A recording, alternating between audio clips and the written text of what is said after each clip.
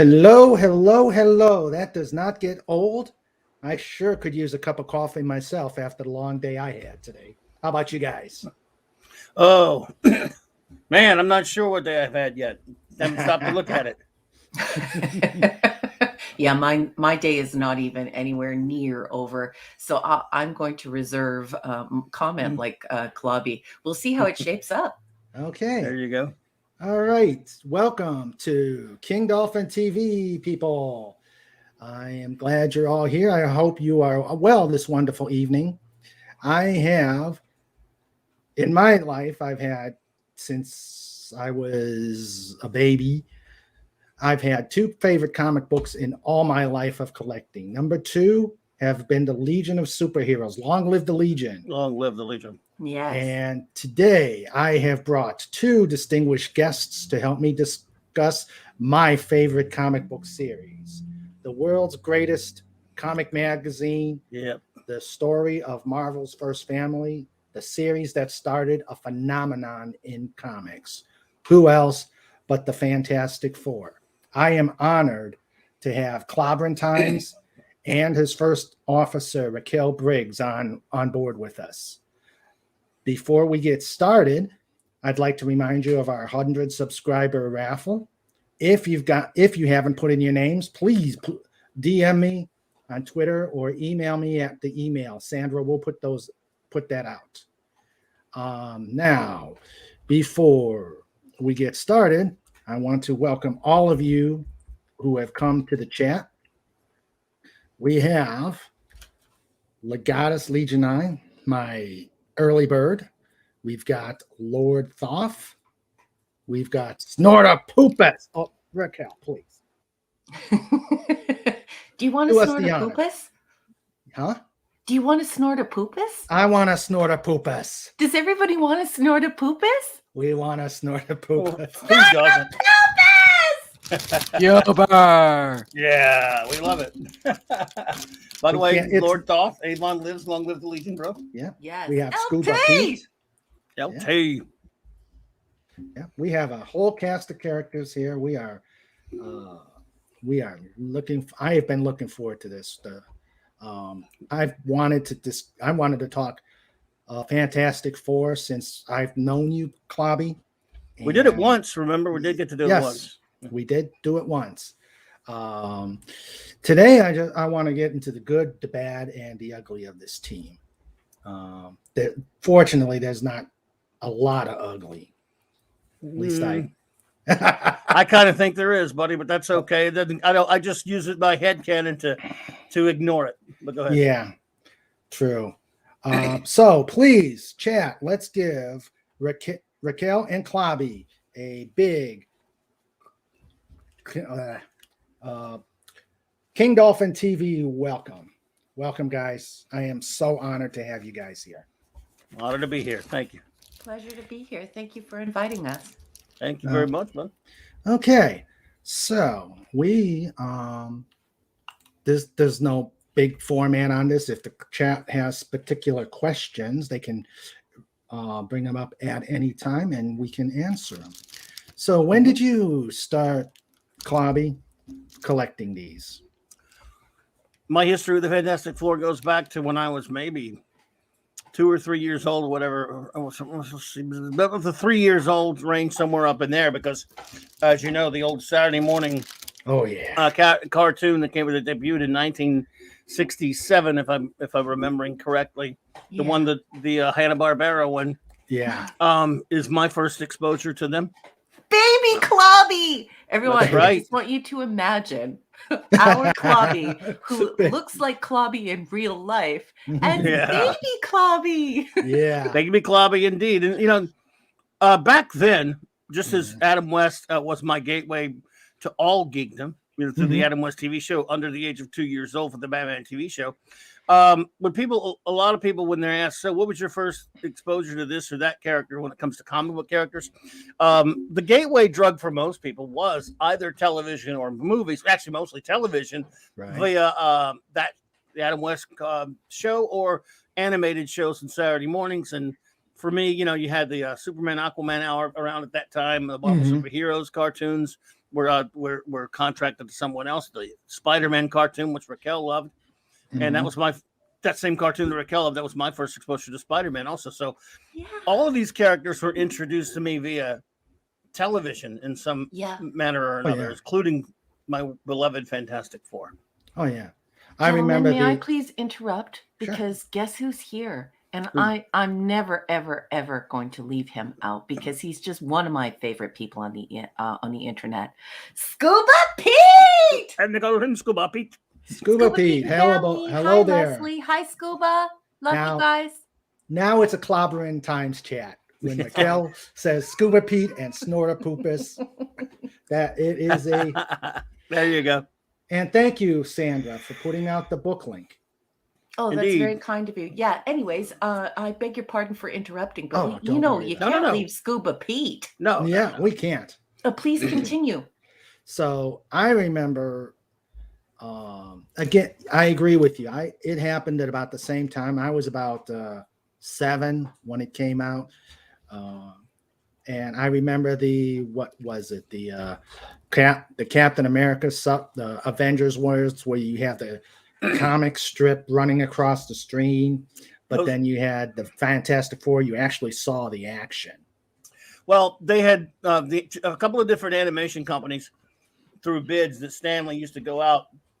They had 3 different animation companies there. You had Hanna-Barbera that had the FF, the Patty Freeling guys, Gantry, something or other had the Spider-Man one, and I forget the one that had the Marvel superheroes cartoon, but the Marvel superheroes had everything else. It had Cap, there was an Iron Man, there was a Hulk, there was a Thor, there was a Submariner, and so you had even back then, Marvel was spreading their rights all over the place.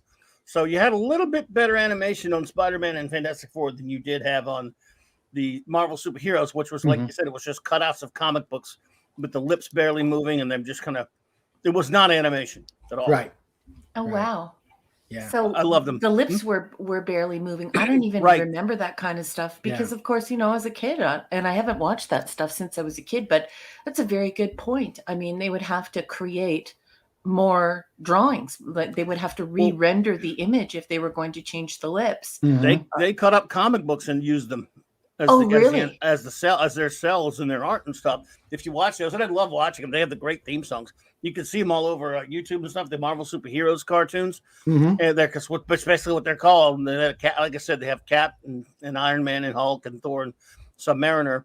And yes, most of it was just art from comic books used as it didn't even animate. This is kind of like what you were explaining to me when we were talking about TAS. When we were talking about, is it Filmation? No, Filmation did TAS, yes. Yeah, and they struggled with the same constraints and the same type of limited artistry. So that's incredibly interesting, Clobby. But Filmation was Disney level full animation compared to a Marvel superheroes cartoon. Oh wow. Wow. Gentlemen, I'm just going to interrupt for a minute here because Stuart Mitchell is here, and I would just like to say that Dolly wore railroad tracks. Yes, and Anti-Derivative Jill, the communications officer from Saturday Night Star Trek, has just walked through the door. So has the lovely Sherry. Hello, Sherry. Hi, Jill, and hello, Stuart. Welcome aboard. Good to see you all. Yes. Glad you can make it. But those animation back there, at that time, you had DC had Filmation.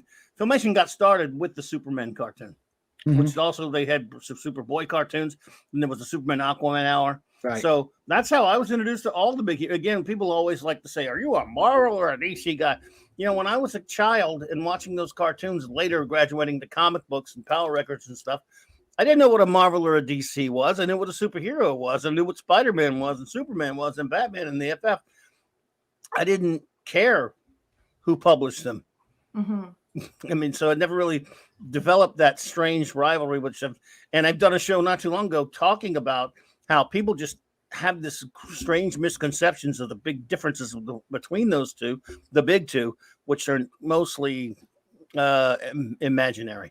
It's like being a hardcore fan of a book, and that's my understanding of it as I watch our conversations and I listen to our conversations unfold, Clobby. And yeah, I really think that there are a lot of people who come at it from I watched a couple of superhero movies, and now I think that there's this hardcore rivalry between Marvel and DC.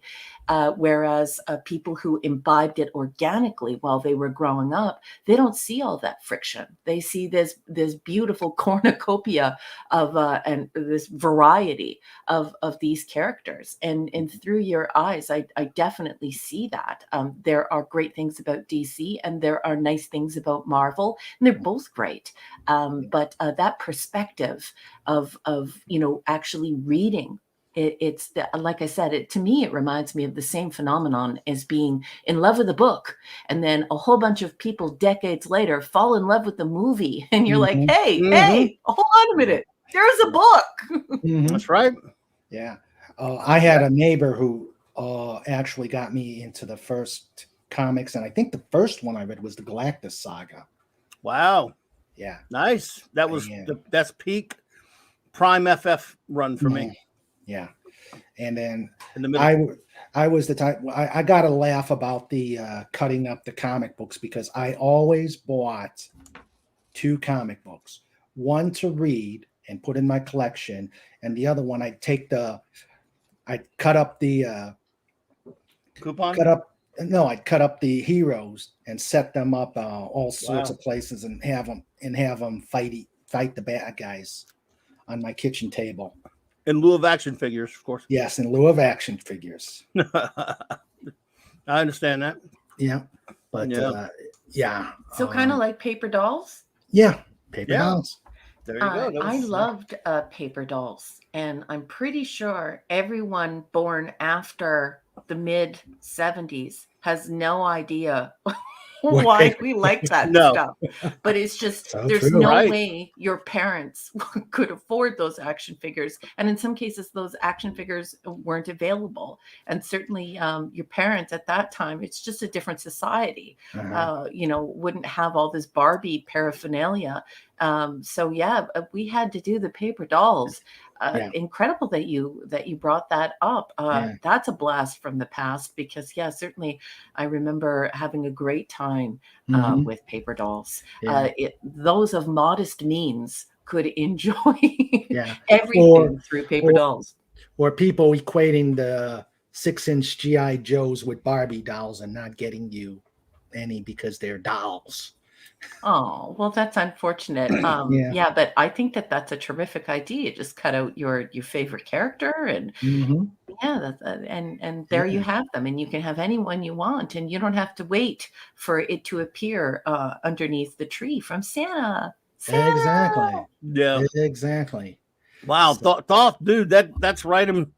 That shows that you're not that much younger than me. His first FF was mine was a lot earlier than that. His was 164. That's a classic because I love the Crusader story. Perez interior, but if I remember right, that had a Kirby cover, I think. That was when he went back and doing the covers. But I love that era of FF. Yeah. And I love that story with the Crusader. Yeah. One of my favorites was where they go and do the revolution on Latveria, and you see Reid one-on-one with Doom. I think that was was that 200? Issue 200 was, that's it has a Kirby cover. Yeah. And that was when I think Keith Pollard did the interior on that. That was Marv Wolfman or somebody was writing the book at the time, but that was when they were dealing with some of that Christoph stuff. Yes. Not so much the Christoph, but he was there, but it was building up to that. But anyway, that was the showdown, issue 200. I love that cover to issue 200. Yeah. There are just so much. It's just amazing how Kirby could just turn that into a science fiction wonderland. Well, it's funny you mentioned that, because I've given a lot of thought over the years.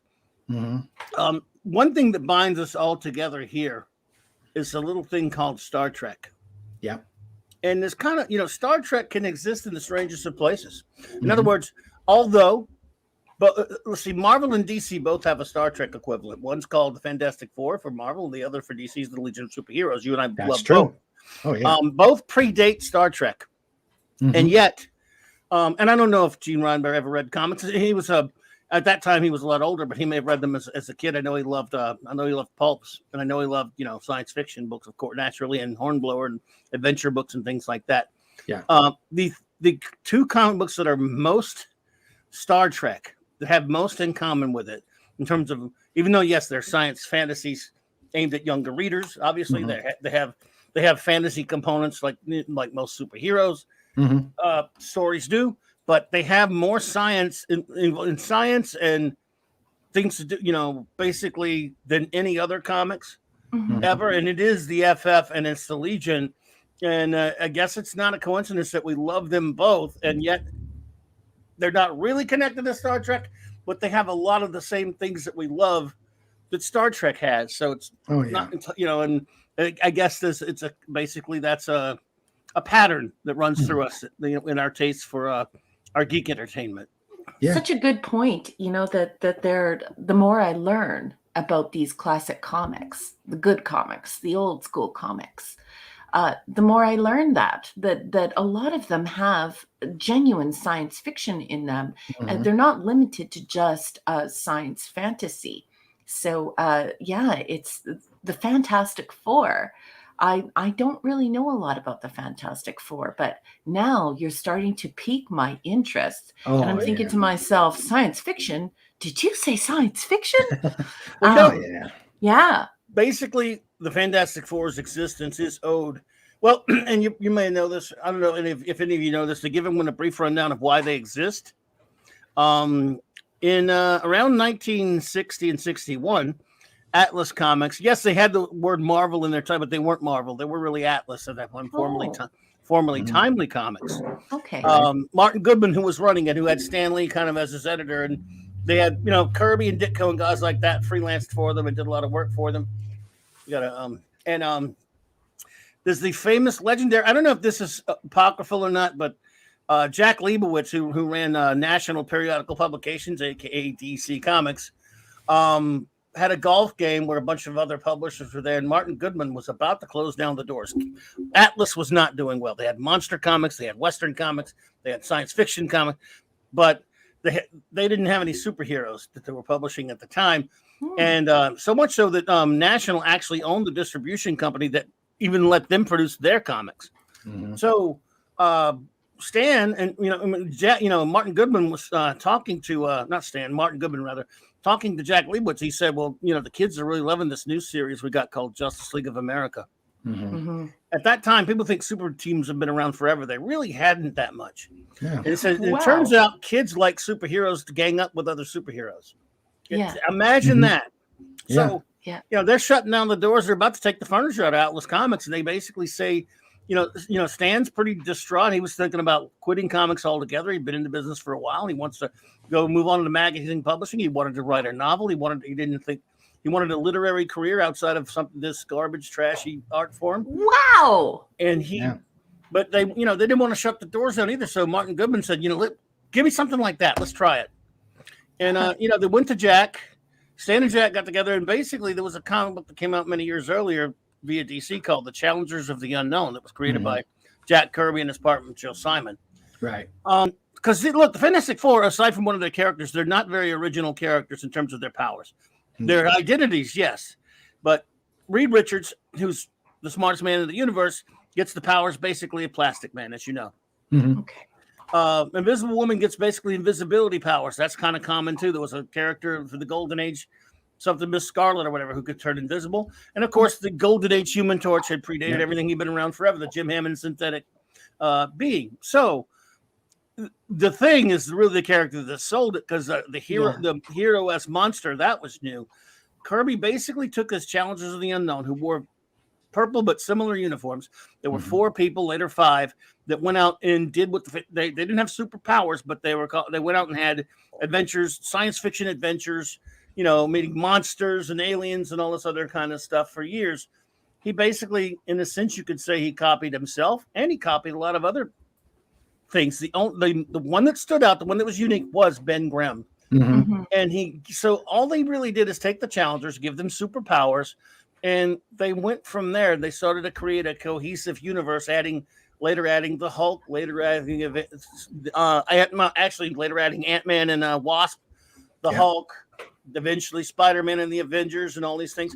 You know, the Iron Man and Thor. They started building from there. Almost all of it Kirby, some of it with some Ditko help too, in case of Spider-Man and Doctor Strange. But my point about that is, they were built out of necessity. The company was going dead. They were going to die. Right. And Kirby, the FF, not only because of what happened there, not only saved Atlas / Marvel, now Marvel, it saved the whole entire comics industry and revolutionized it. And really, the thing that made it tick was Ben Grimm being the one character that was so off the wall. You had, yes, Hulk was similar later, who was also, you know, kind of a bad guy, good guy type thing. It was basically Jekyll and Hyde. That's what Hulk was based on. Right. But you had the hero in the monster form. Yeah. That had not really been done or explored at all. Usually in comics or in such fiction, if someone turned into a monster, they acted like a monster. Right. In those early issues of the FF, Ben was scary. He kind of teetered on the brink. He walked that abyss. He sometimes you never knew what he was going to do. He was unpredictable. He was angry. He was trashing things. He threatened to kill Reed a couple times. But he changed and he evolved. And the thing is, this was a family. That's what people love the Fantastic Four, because they're a family. Exactly. And I think that's just a little brief. No, I love it. No, that's great. I love it. I think that this is terrific, and knowing the publishing history of it is vital to understanding the demographic, the psychographic behind these comics, and what their purpose was, what their telos was, their end goal. And for me, I think it's very intriguing because growing up in the 70s, a lot of these toys really helped us to grapple with things that were going on in society. Good versus evil. We need to always choose to be good. And when we want to lose our temper, we need to learn to, hold that temper back. And it seemed like there was a lesson in everything that we bought, and everything that we watched, and everything that we read. And so I love to hear about how they decided to make this family. And also this very intriguing, there's another thing that's very cool that's going on here. It's this very intriguing idea of the uncontrollable monster, but the uncontrollable monster that is inherently good. When we look at the daemon in Mary Shelley's Frankenstein, that's not inherently good. That mass of all these different fleshes put onto bone, it's inherently evil, terrifyingly evil. Whereas, when we were growing up and we would look at the Hulk and we would look at the Thing, we would think to ourselves, oh, those are gentle giants. Those gentle giants won't hurt us. They fight their nature to be unkind and do good instead. And so I think it's a wonderful message for children, and I think it's really good for children's temperament. Certainly, I think that it was more nurturing for young children than, say, something like the Teletubbies. I think it was a really special time to grow up, and our formative years made it a very, very special time, time to grow up in.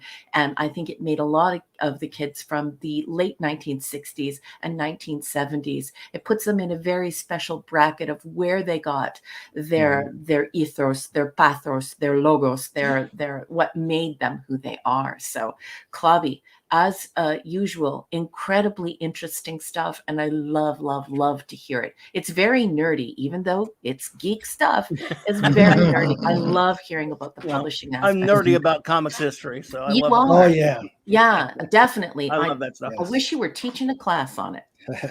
Yeah, I'd have to have class.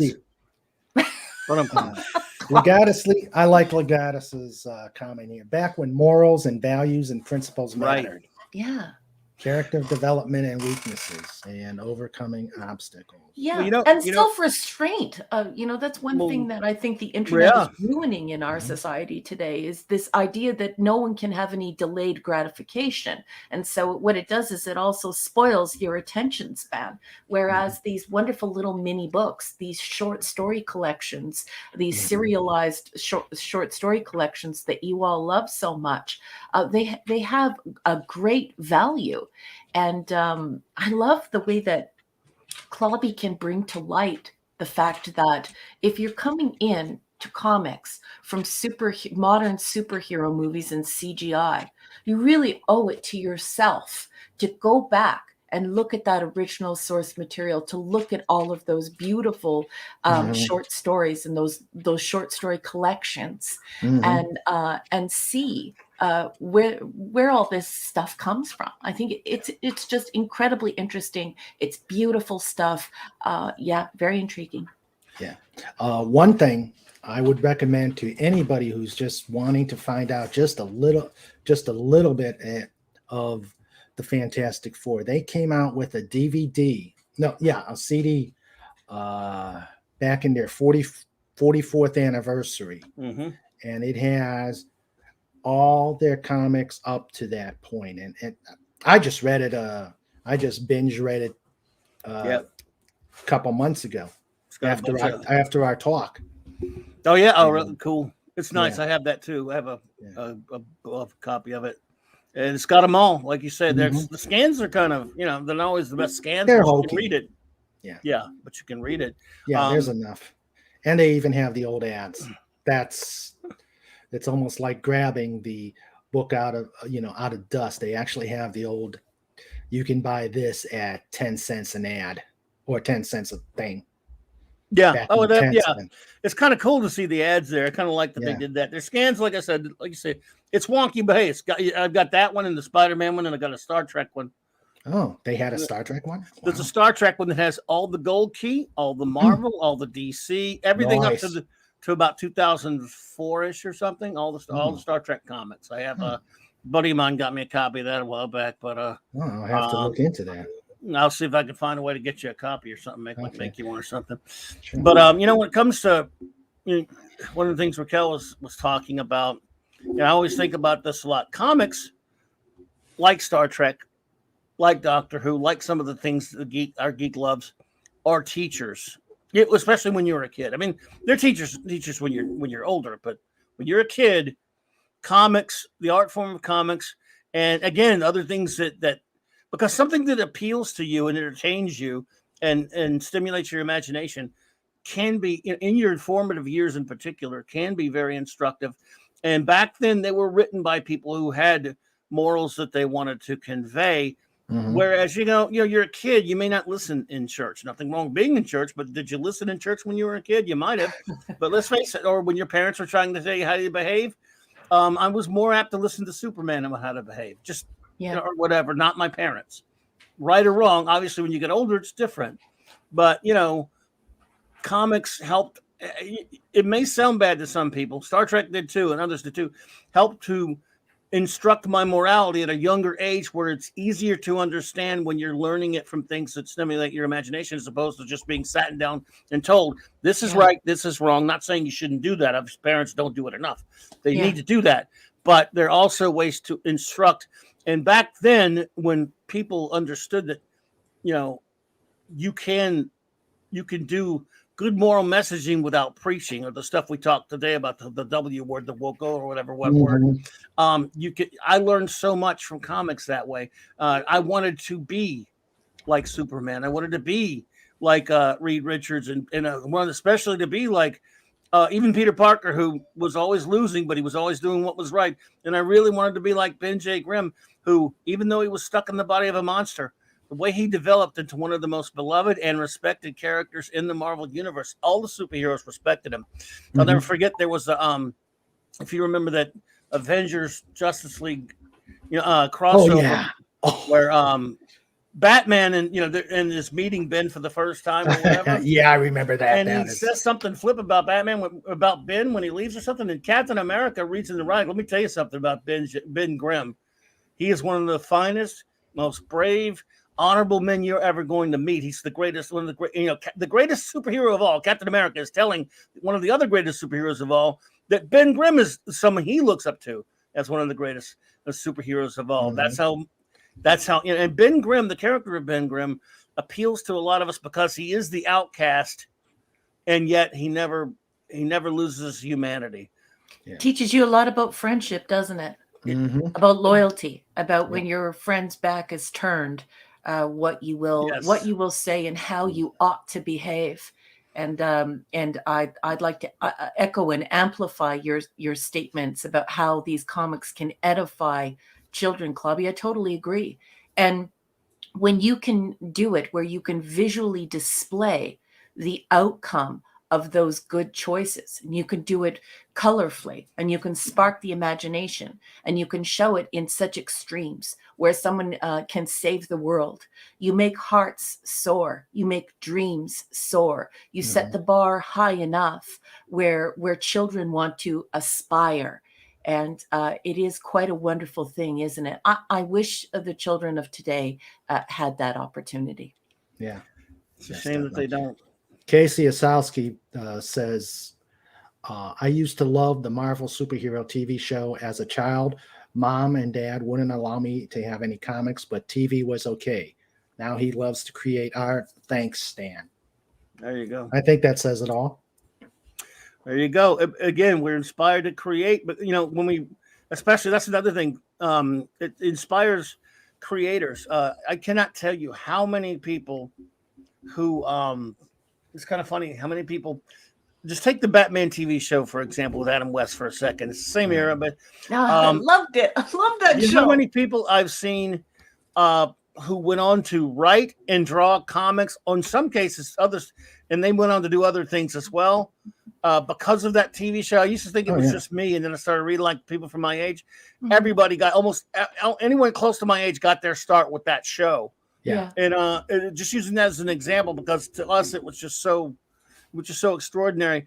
And then when you think of the Fantastic Four, the Kirby being their most important creator, the Jack Kirby, in the great publication called the Jack Kirby Collector by Tomorrow's Publications, there's a section that's a regular in that mag when it comes out called Kirby as a Genre.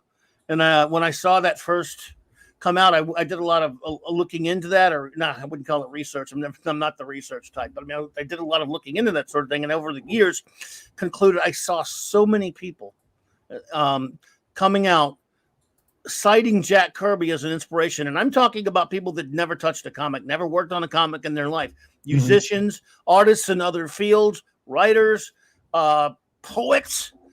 So many of them read comics as a kid, and they cite Jack Kirby's brilliant art and his creations as inspiration to them. He's and some more musicians that you would know, some big names, look at his work and they were yes, they read comics, yes, they worked in a different field, but comic books, especially some of the creations of Kirby and others, Ditko and a few others, of course, inspired them to excel at whatever artistic endeavor that they went into. That wasn't comics, but still comics. A lot of them cite their inspiration, comic books, and a lot of them, of course, Kirby, and a ton of them Kirby FF. Yeah, definitely. I love how Lord Thoth had the same reaction to the Adam West show as I did. Just Lord Thoth flat out says, that TV show was amazing. Yes, I also want to give a shout out to one of my Friday Night Frolics friends. Big Daddy MRI just walks through the door. Hey. So everyone say hello. Big Daddy. And Big Daddy. one of our community's great makers, Andy Masterson, is here. Andy, welcome. What's up, Glad buddy? you can make it.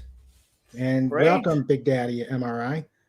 And I find it like we talk about Ben Grimm, he talks like a thug from Brooklyn, but he's pretty smart. I mean, he's an engineer. That was kind of retconned in later, but he's a pilot. He was a war hero. I mean, I don't know the engineer stuff. I mean, they're doing it now, but and that's fine. I was fine with Ben being a pilot and a palooka and Mhm. an athlete. He was the big man on campus. He was the big football player. Definitely. The engineer stuff, I don't know who came. Was that Slot or somebody? No, I don't really acknowledge it. no, Or it maybe it was was- a little bit before that. Maybe it was before that. I do think it was mentioned in Kirby. I do remember. I'd have to look. I thought it was. I thought if it wasn't him, it was someone. It was. Again, don't mind it, but you never really hear talk about that much. Yeah. So I was fine with him being a. Well, I know that because times now are different. He can't be a World War II pilot anymore, but he was a pilot in World War II, and he and Reid were both fought. They both fought in that. They fought in the war, yeah. And they were both war heroes, and he was more. The whole point was for him not to be the big smart scientist. He was the regular guy, the athlete, the football player, the big man on campus, then the war hero and the pilot. And Reid was the egghead. They didn't both have to be. Mm-hmm. True. That's just my little annoyance with that, because it certainly wasn't. I mean, he was a pilot. I mean, the guy was smart. You know. But anyway, that's neither here nor there. But yeah. Well, Canadian Spider-Man's here. Hey, Canadian Spider-Man. Hey, Mark D with a C. Mark D with a C. Did you know Canadian Chief Engineer Mark D with a C? Chief Engineer. Did you know that Canadian Spider-Man can do whatever a Canadian spider can? Oh yeah. Yes, especially by the far side. Uh-huh. Yeah. Exactly. Hey, buddy. Yeah. They've retconned the origin of them ad nauseum. Well, people add bits and pieces. You're talking about characters who are passed down, sometimes reluctantly, by the way, sometimes through hook or by crook, from one creator to others over the years. That's the way comic book characters are kind of different from literary characters in that respect. Where, for example, you take a character like Tarzan, the Edgar Rice Burroughs estate owns him. And so nothing until, I guess they still do. In other words, any books after his death would have to be approved by someone, just like Tolkien as well. Well, even I think even Sir Arthur Conan Doyle, although he didn't care, he acted like he didn't care about Sherlock Holmes after when he brought him back. So, but the point being is this is different. These characters, the company absorbed them. The creators had nothing to say about them, unfortunately, because it's just tragic. The comic book industry, especially the big two, is littered in creators' blood. And so people would get a hold of these characters years after their original creators were long gone and put their own little bits and pieces into their quote unquote lore and their mythos, as they like to say in comics. That's not even a word, is it? It's mythos. Mythos. Just always remember, no moss grows in Greece because it's hot. That's what I usually tell my students, my little kindergarten students from Greek school. No moss grows in Greece because it's hot. Of course, moss does grow in Greece, but I'm just saying when you visualize Greece being hot. So it's ethos, ethics, pathos, your passions, and logos, your logic. So mythos is the mythology. It's a Greek word that talks about the story making and the story universe we create collectively, or when you drill down on it and look at a story directly. So I absolutely love that you are learning all of the proper Greek pronunciations of all of these words. All of the Greek people at home love you. I love it. Like Clobby says Heracles. Clobby is the best. So yes, Clobby, it is mythos. And I love you. And I know all the Greeks at home love you. I wouldn't know that, but I wouldn't go that far. I'll just take one or two. But hey, here's the thing. And I forgot who I was talking about this with before, but there was comic book writers of the 40s, 50s, 60s into the 70s and 80s. They had very rich educations. I'm not talking about academic. I'm just talking about they came from a time when the kids had to read everything and had to read the classics. They were even in basic education. Like I know anything about education since I have done. I'm just saying and most of their comic books were the things they referenced when they would write their stories were from literary masterworks that they read as kids and stuff like that, and pulps, of course. They read pulps too, quote unquote dime novels, pulps, call them what you will. Oh yeah. But eventually that started to, once you got into the like 90s, 80s, 90s and aughts or whatever, some of those people just all they ever read was comic books. And their comic books became, as Alan Moore once said, he says it's kind of like, he said comic book writing around, and he was saying this in the mid 80s, is starting to get to be a little bit like inbreeding. Yeah. But when people would ask him, how does he get his ideas? How does he get his inspirations? He says, you should read things way, way outside the comic book mainstream, watch things, listen to music, go way, way outside of the field and, draw from many, many different areas. Whereas a lot of comic writers at that point were very stagnant. They were just writing the comics they read when they were a kid. Mm-hmm. But before that, like the writers who were writing as late as at least the 70s into the Bronze Age were very literate. And they were very smart, and they didn't always just reference comics they read as a kid. They brought in a lot of sources. Yeah. And the thing is that I wish more people knew about that, because that illusion is important. Mm-hmm. When you use illusion and you start bringing in all of these ideas and you're expressing them, you're winking and nodding to the reader. And the reader suddenly says, "Oh, I remember that story. That's a story from Greek mythology." Or, "Oh, I know that. That's he's talking about this book or that book, or that's Jules Verne. Is he referring to Jules Verne?" And I think people are excited by that, because then they can be proud of their comics. They can say, "My comics are smart. My comics are well read." But if you're only reading other people's comics, basically, you're saying, "I've read other comics." And so I think people want to be able to believe that what they're reading is smart and funny. And I did not know that there was illusion in comics, Clobby. That's an incredible thing that you've taught me, and probably many people at home. Well, especially up until about into the late 70s and early 80s, because there were a lot of, most of the people who were writing comics, 40s, 50s, 60s, they were doing a job. It was a gig. They did pour their hearts into it and their imaginations into it. Most of them wanted to be novelists. They didn't. This was kind of a cheap art form. This was a means to an end. Most of them didn't want to languish in working for these mercenary, draconian comic book publishers, but they did. They had no choice, but they wanted to write, so sometimes in their writings, even though they were writing for a certain audience and they couldn't go crazy, they would put a lot of literary references in their work. And that lasted, I think that lasted up until around the 80s, early 80s. And some of the guys who were doing it later than that were doing it for the independents, not so much for the mainstream comics. Alan Moore being, again, a great example of it, that insane crazy person who's just, and yes, if you knew his sources, you can go, good Lord, he's ripping off, whatever that, so. Yeah. But yes, it's gone on though. Those were, or homage, instead of ripping off other comic book artists, even if you're not familiar with these great literary works, you begin to see the homage, even if you're not aware and you haven't been trained in comparative literature.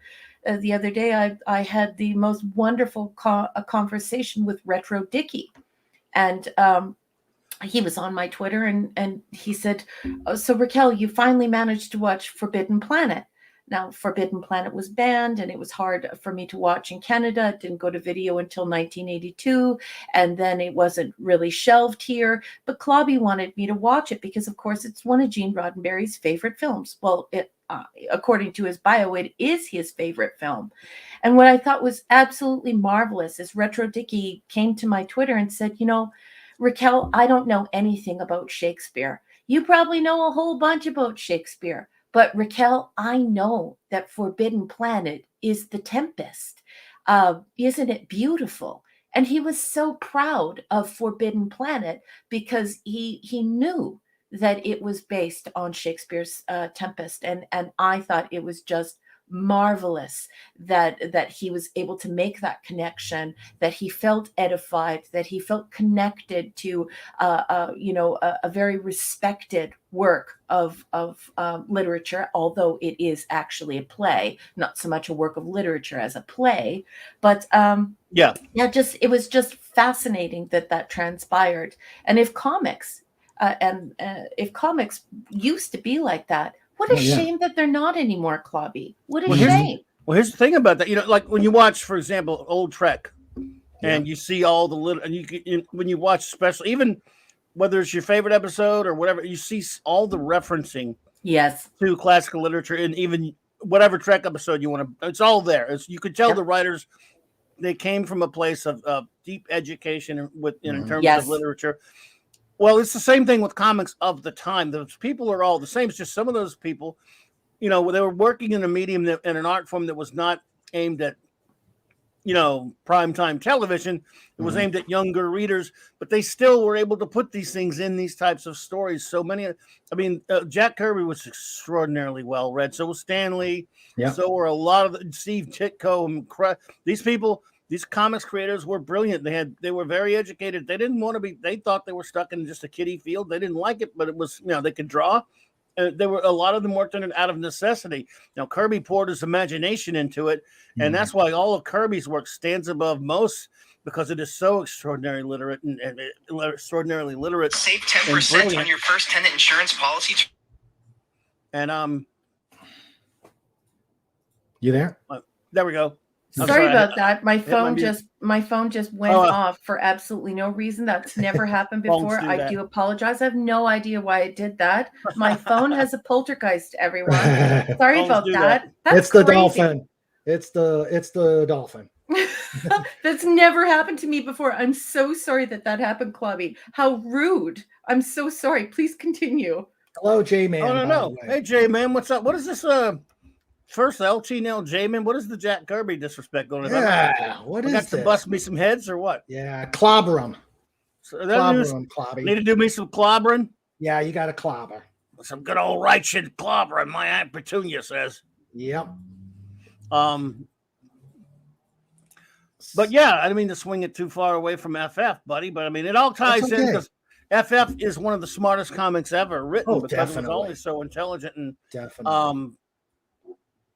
They were a science team. And this is another thing that's Star Trek about it, Raymond, is that the Fantastic Four were the closest to Trek because they were also about they had superpowers. Yes, they had uniforms, costumes, uniforms, call them what you will. Yes, they fought superpowered villains and they protected the Earth and all that stuff. Right. But they were also Reid was an adventurer and a scientist and an explorer. They were also explorers. Reid would find some, they would explore the multiverse or the microverse.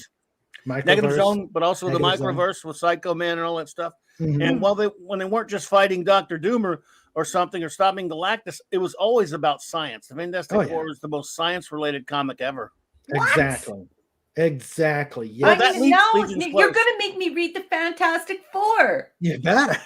I don't know who came up with the term. I think, even though I have a lot of problems with Wade as a person, I kind of love some of his run on it later. And he kept using the term Imaginauts. Yes. He called them. Yeah. Yes. They're because Reid's the smartest man in the Marvel universe, and he's about science. Yeah. And he's always of course his thing is because he's stricken with guilt for what happened to Ben, a lot of his time is spent trying to find a cure for Ben. But of course, he's always doing things like going into the microverse and all this crazy. Yeah, again, it's just he finds the negative zone, like you mentioned there, Raymond. Well, well, I like. I know this is probably a retcon, but I like where he explained that he felt guilt for all four of them, knowing that they would be experimented on, maybe used as weapons or something like that, unless he changed how he acted, putting them in funny costumes, giving them strange names. Yeah, that's a recent thing, but but still it's interesting enough. Yeah, it's fine. Yeah. But you're right, it was done later. You're right. So how was the Thing created? The Thing? What happened? Is the nature of the Thing? Well, what happened was in the original origin at the time, and it fits into the time period because it was a space race going on, and Reid had developed an experimental rocket And of course, he and Ben were working on it together. Ben was his pilot, and it wasn't quite ready yet. They were trying to create. They weren't sure. They had this thing, and back The then, shielding. It was the they shielding. were worried about the shielding because of a thing called cosmic rays. Mm-hmm. And for some reason, again, it's one of the silliness things and silly things, and all origins have some silly aspects. For some reason, they brought Sue and Johnny. Sue's his girlfriend at that point, and Johnny's a little brother. What they bring to the mission, I don't know. They brought him along. It's sort of like asking why the Waynes, a couple of billionaires, walked down a dark corridor in 1939 to get shot. Mm-hmm. You go, because it's Batman's origin, deal with it. That's why. Right. So, but they brought them on board. They went into space, and the shielding failed, and cosmic rays penetrated them all. Then they come back, they crash land, and then that's how they got their powers. It's a basic, simple comic book, dopey comic book origin of getting powers. Not as clever as getting bitten by a radioactive spider, but it's that type of origin. Some comic characters come with, Superman's from another planet, so he has powers on Earth because of the red sun. Some of them have Green Lantern. He's given this ring, but to create the super science ring power by the Guardians, and so on. Some have powers through accidents. Yeah. And this is an accident. And of course, it transformed Ben into this rock creature, very lumpy at first. And naturally, him going from like this big, handsome big man on campus, the most popular athlete stuff, to a monster that can't fit anywhere. That was his, so. Okay. Well, everyone else got superpowers, but got to look normal, Yeah, but his was just more. His exposure was different, and so his transformation far more extreme. Now, can I please ask, what makes him change? What makes Ben Grimm become the Thing? Well, he doesn't. He stayed that way. He's not like the Hulk. That's permanent. It's permanent. That's the problem. That's what drives him that's why he's so angry. Now, they've had many times later, once in a while, they did like throughout the course of many years where Reid would try to cure him, and the after effect when he would turn back into Ben for a while, but then he would turn back to right back to the Thing. So he must have been brokenhearted every time he switched back. In those early issues, he was walking around like he had this big trench coat. He was he felt like a monster. He would be angry. Again, he walked in abyss in the early issues. He was scary. Yes, he was. Did they ever experiment on him or abuse him, or did they know better? No, they know better. They know better. And of course, so the government didn't swarm him and try and dissect him. No, because the Fantastic Four became, and again, that is, they became well known as heroes at the time. So they didn't. And Reid had a lot of pull with the government at that point, stuff, even though they stole their own spaceship. But So, Wow. Okay. All right. So this is why he's angry and he's upset, and he learns to control his temper. Yeah. He's stuck that way. And then, he's always had these tragedies. Once in a while, Ben, a cure was found that didn't last. Another time when he just automatically changed back to Ben for a while, he quit the group. He was sad kind of, but he got to be normal Ben Grimm. And then, Reid created an exoskeleton suit where it would look just like the Thing. He would wear it. He wouldn't be quite as powerful, but it could be part of the group. Wow. Then they went to fight Galactus again, and Reid did something very annoying to Galactus. Ben really pissed off Galactus. So as punishment, Galactus blasted him, and the next thing you know, his suit's destroyed, and he's back as the Thing again, just as punishment to be a jerk. But as from an author's perspective, that was a pretty clever thing to do. Oh, absolutely. What's clever? Yeah. If you were writing it, a lot of people at home don't realize, Clobby, that you're an author. So, I feel really open and able to speak with you about these sort of things. These things are not alien to you. They're not foreign to you. But that was, don't you think, like, as a fellow author, that was a pretty darn clever idea. That was a good little adventure to take him on and to test the reader. That's very cool. Very cool. I'll never forget that George Perez splash page with that big face after he got turned back into the Thing by Galactus, and they say, "What a revolting development this is!" Exactly. Oh, exactly. Yeah. And during the Brubaker, they figured out that they figured out a cure that with Hickman. Hickman. The Hickman run. Yeah, the Hickman run. Okay. Where they figured out a cure. He can be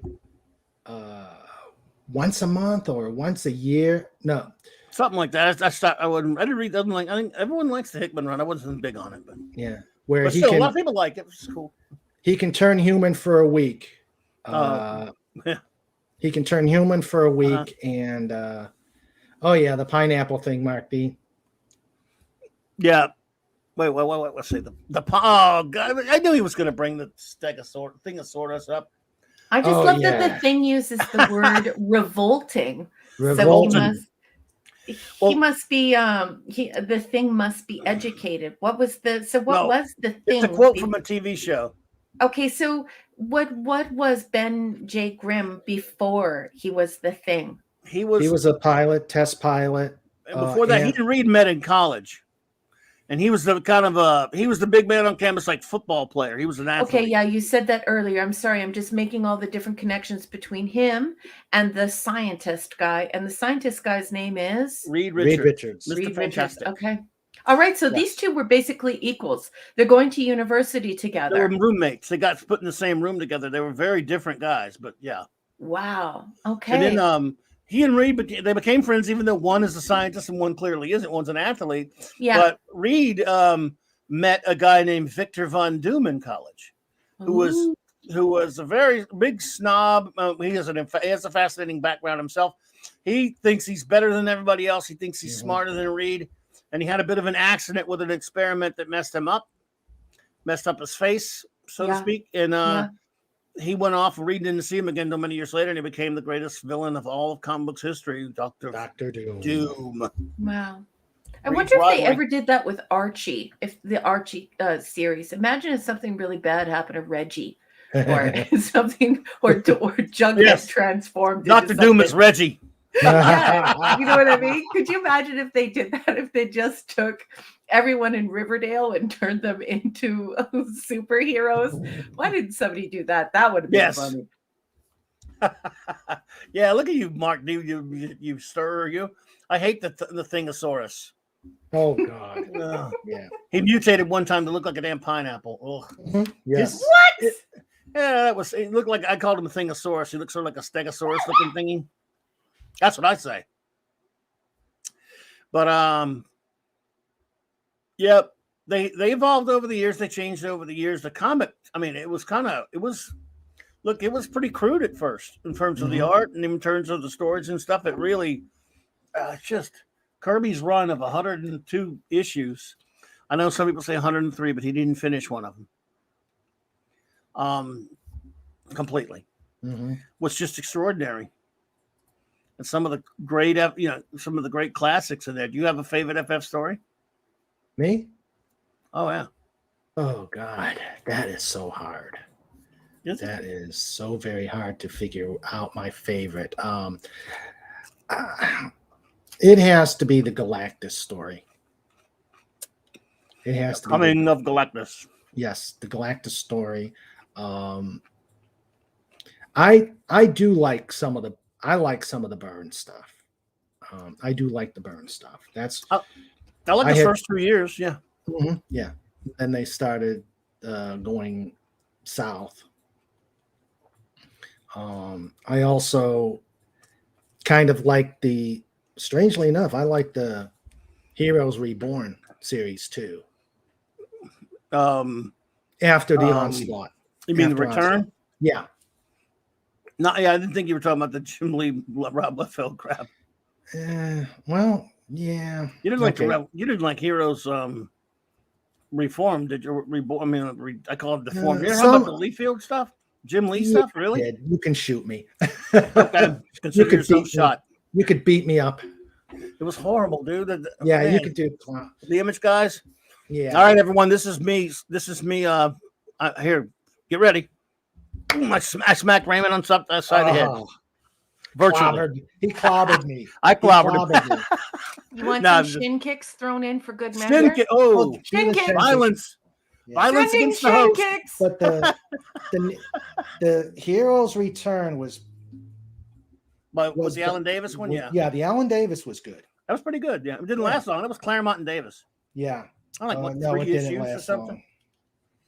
Yeah. You know, the Mark Waid run, because when people say what's the best run on FF, I mean, it's not even, you have to leave Kirby and Lee out of this conversation because there's nothing will ever come close. Right. But there were some other good ones. Yeah. The Wade was good. Wade was good. For the first one, yeah, with Ringo. Yeah. Yeah. I am starting to agree with you with Slot, especially now that he couldn't find anything new.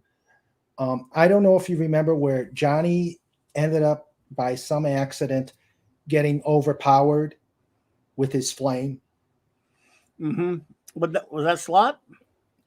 He did it again. Did it again? Mm-hmm. Yes, he did it again. This time Dr. Doom shot something and now he's overpowered again. But I remember this in the early 90s where he had gotten overpowered and he couldn't even have his girlfriend Namorita. That was just, I saw that. I'm saying, oh, this is nuts. Don't repeat. Don't repeat. Slot's terrible. Yeah. Yeah. I think the only good thing he did was marry Alicia and Ben. Yeah, and anyone could have done that, but I'm glad they did that. Don't get me wrong, but anyone could have done it. The thing is, I agree. You know, the only comic he ever wrote, he's written 2 comics that I like, and that's 20 years ago, just about. Mm-hmm. The Spider-Man Human Torch miniseries, which I loved. And then he wrote that it only lasted 8 issues. The Thing, you know, the Thing series that lasted 8 issues back in almost 20 years ago. Mm-hmm. You ever read that one? I liked that. I thought it was really good. Which one was this again? It was just called The Thing. It was just about Ben had his own series for yes. So it was right after the Secret Wars. It was early 2000s. I don't know. Wasn't it before that? Yeah, I think it was right. The comic was The Thing, and it was right after the Secret Wars. Maybe so. Stayed on that planet. You mean the second Secret Wars? No, the first one. Oh no, I'm not talking about that one. Yeah, you're talking about the 80s. No, I'm talking about that one. I didn't like that series much because it replaced Marvel 2-in-1. I'm talking about the one in 2008 or not 2008, maybe 2005 or 6. It lasted 8 issues. Slott wrote it, believe it or not. I don't like Slott at all, but and it has some pretty good art mostly. And it was just about Ben having his own title, basically, but it was pretty good. Yeah. You might have read those. You might have seen them. I don't know if I did or not. There's a trade, I think. I'll kind of steer. I'll see if I can find it, recommend it to you. Okay. You might like it. If you, it was good to have Ben have his own title. And of course, I wanted it to last. Therefore, it did not. They found out that I liked it. And it's dead meat. It happens to me with everything, you know. Yeah. Oh, and they made Sue Storm a spy. I mean, yeah, you told me about that one. Yeah. Oh yeah, yeah. They made her. She was working for Fury. Yeah. Yeah, I remember you telling me about that one. Yeah. But now again, it's just they're fond memory. They don't make. I can't even stand to look at anything with them new now, which makes me sad. That's okay. There's plenty of great stuff, like you're talking about with that big disc with all of them on there. Oh yeah. Marvel, they had to stop doing that stuff. They, you know. Wonder why they don't make those discs? Well, because they think people won't go buy their trade paperbacks and their Of course, they want it's all about the money. Well, they don't care about back issues, since they don't deal in back issues, but they don't want everyone going back and buying their trades. I mean, not buying their trades. And if they put those, they stop doing them. I guess that's probably part of the reason. I don't know. We have a question. Sorry to interrupt you, gentlemen. I beg your pardon, but we have a question from Canadian Spider-Man. Oh, okay. This one here, to all the authors. Yep. Okay. To all the authors in the panel, do each of you consider yourself authors, and what makes one an author? If you've written lots but not published, 1 book, 3 books, magazines. I will start with Raquel. Well, I mean, it's an interesting question. About 85% of Americans believe that they have an award-winning novel in them. And the only thing preventing them from being a famous author is just simply not having the time to write the novel. I think that's a little generous. I don't think 85% of Americans have, the next Pulitzer Prize winning novel in them, and all that prevents them is, that supper takes too long to cook. The thing is that writing is a discipline. Oh, yeah. I consider myself an author, but obviously, I considered myself an author when I was young. I was published when I was young. And it's something that I always loved. And then, of course, I went to university for it. So I have a degree in writing. And then I took some postgraduate courses in writing. And so that's my specialty. More than 4 years in university, I took writing and editing. As far as what makes one an author, someone who sits down and writes, but someone who takes the care to learn about their discipline and turns it into craftsmanship. They're willing to look back on their work and reconsider it, rewrite, and they've put the time in to study the art and craft of authorship. I don't think you need to be published. However, I think that society is a little too generous in who is an author, and I think that that's a shame, because what it does is it diminishes people who have really, really worked on their craft. I had a conversation recently where someone told me that they felt that they had an award-winning novel in them, an award-winning memoir in them. What they wanted to do was just use a voice to text machine in order to be able to write their memoir. And so, wow. Writing is a discipline. So when you say 1 book, 3 books, magazines, no, you can be an author and write poetry. You can be an author and you can write comic books. You can be an author and you can write flash fiction, which is, 1,000 words or fewer. I think what the thing is that 85% of you are not authors. And so maybe many of you should stop calling yourselves that. And I think that you don't have to be published, and the amount of prose is not necessary. There's no volume in which, oh yes, now you've arrived, you're over the hill. Now I'm going to pin this authorship on you. Here's your button. Welcome to the club. It doesn't work like that. It's really about investing yourself in the art and craft and discipline of authorship and writing. It's not a matter of from flash fiction to heavy epic tome. It can happen anywhere in there, and being published isn't necessary. And I hope that answers your question, Canadian Spiderman. And on my part, it's it took 40 years to get my story written and put out there for other people to read. Whether it makes money, well. Whether people like it is more important to me. Yep. Well, there you go. I'm not one. I don't consider myself one, never will. I have the heart of one because I've written, and I do consider myself to be creative but I don't. It's really important what I consider Raquel to be one and Raymond to be one, because they have written and they finished stories and they put them out there. I don't have the discipline that Raquel was talking about, because you have to learn about yourself. Sometimes you don't know. My form of expression is talking. I'm just a talker, just a big mouth talker. That's all I am. And I'm not going to ever be an author. I've come to terms with that, and it's fine. Even if I do try to create things in my own head, and I haven't put anything to paper or to computer in a long time. I used to do it. I don't even try anymore, and that's okay, because I focus on expressing myself the way I express myself to you all. So I'm not an author. I guess if I'm a creator of anything, it's just spaces where people can hang and talk and stuff like that. I do consider myself to be a creative, but just not an author. I will never have that discipline, probably. I admire anyone who does. I admire Raymond for finishing this story. I don't care if it took 40 years. And I admire Raquel, for finishing her stories and putting them out there, and anyone else who does. I admire that. So my heart's with you, and I have the heart of a creator and an author in a sense, but I'm just going to be a talker, and I'm fine with that. But And you do it so Clobby well. has collaborated before and written a script. It wasn't up to snuff. It wasn't up to his standards.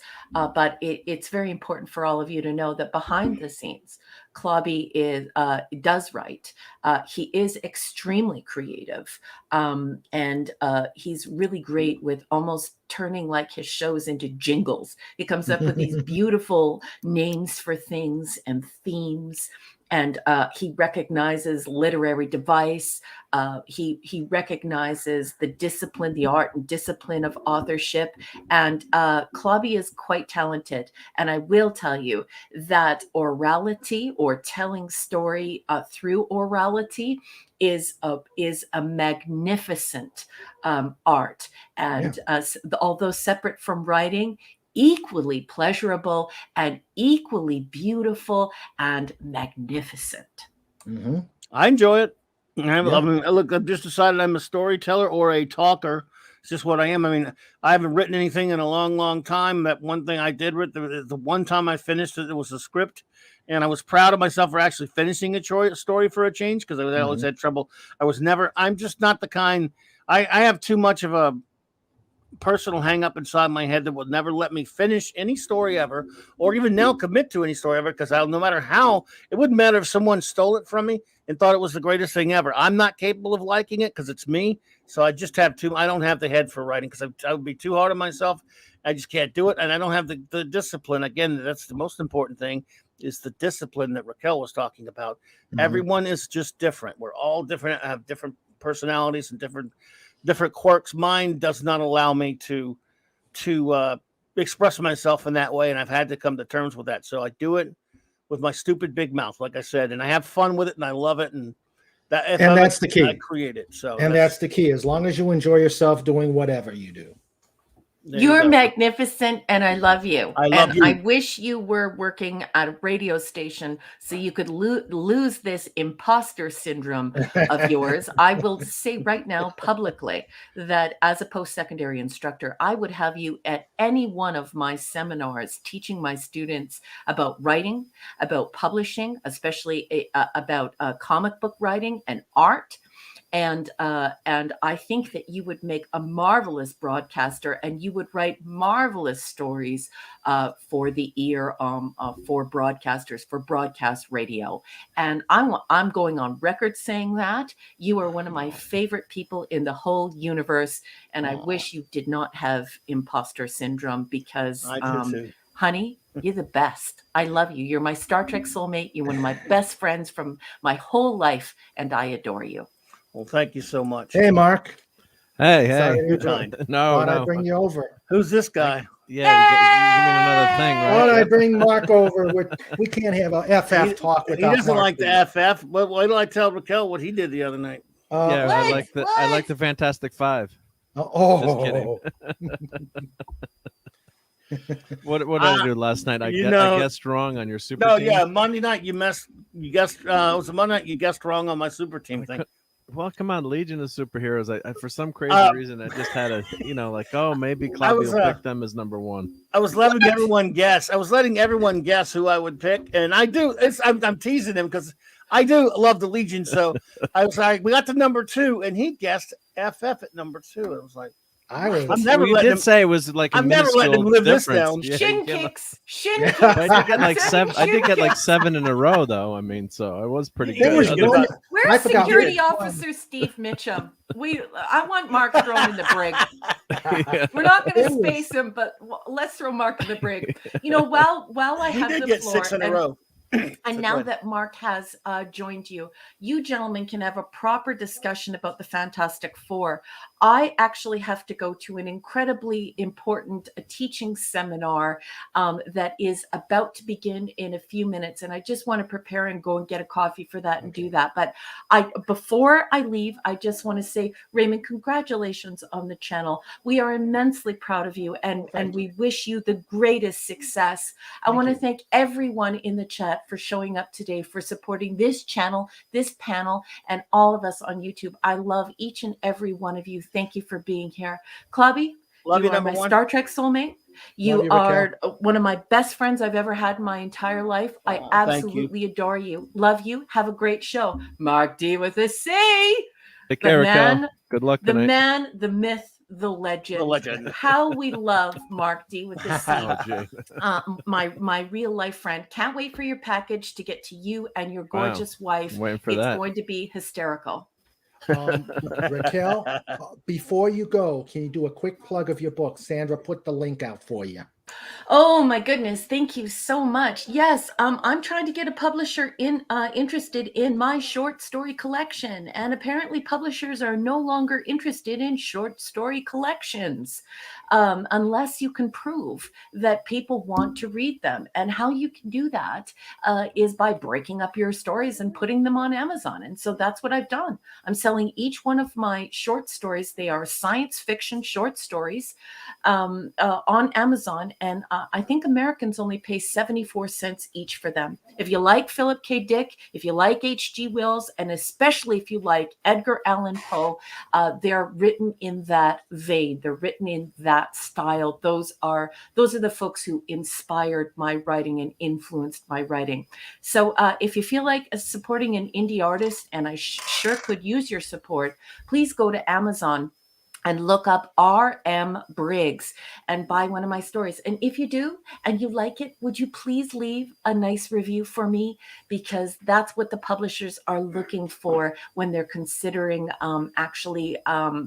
publishing my stuff for reals and binding it and making it happen. And that would be a dream come true for me. So thank you so much for your support. Thank you, Raquel, and thank you for coming on the channel. I appreciate it, and good luck on your seminar, and we'll see you Saturday. Raquel Thank you, everyone. Good night, everyone. Number one. Bye. See you tomorrow night, number one. Tomorrow night. About time. All right. So now it's us. Yeah. Okay.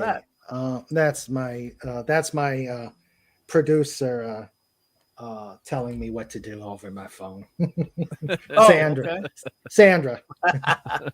Yeah, that's your number one. Yeah, she's my number one. Absolutely. She's the boss. Yep. Like in my house. Yep.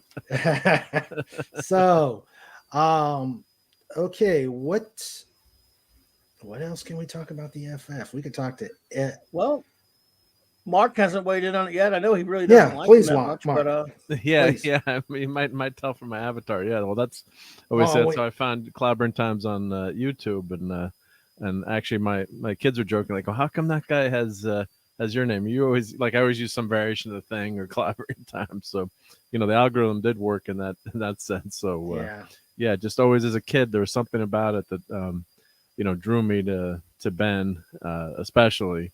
I think because I kind of grew up as kind of the pudgy kid who played D&D, who kind of got picked on until he started weightlifting and could bench press 350. Then the kids stopped picking on me. But yeah, I mean, kind of that outsider. I think the lovable monster. Maybe that's why people love.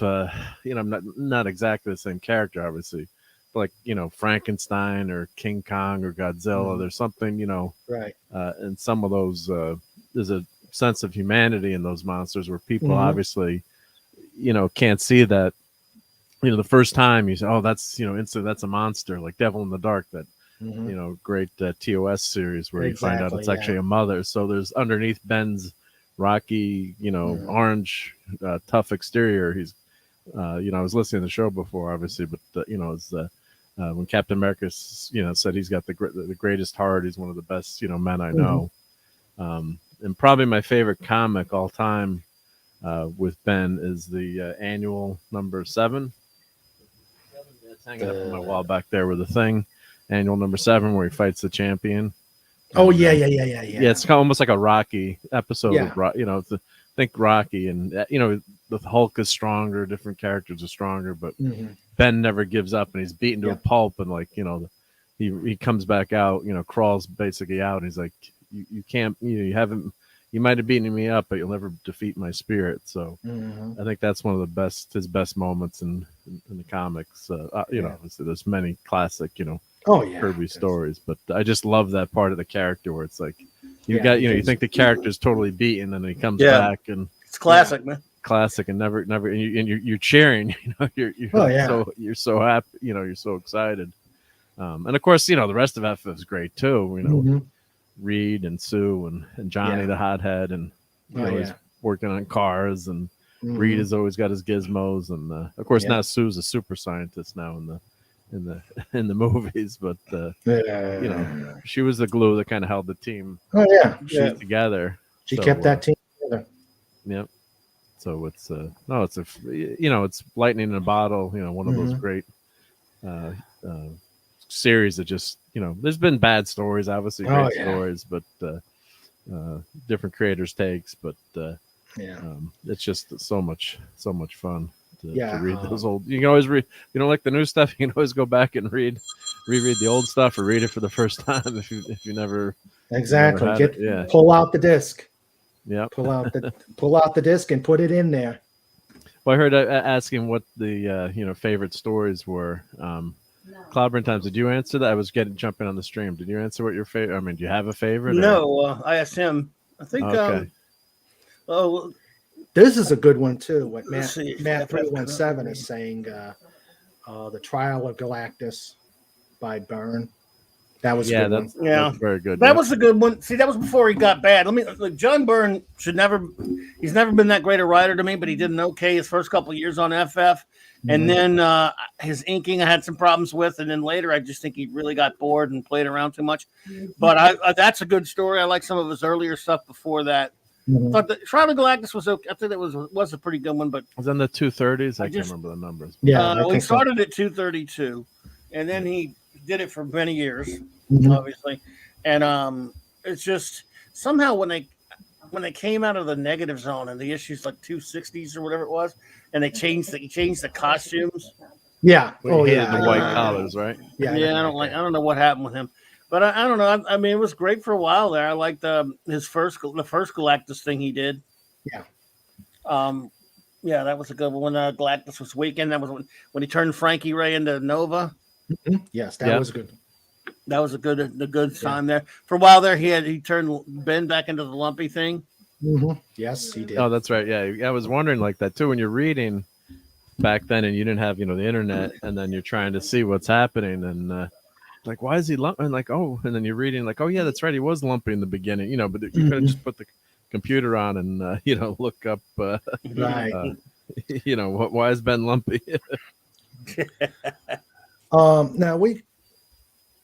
Now we know they're a family, and I think most of us can endure Franklin.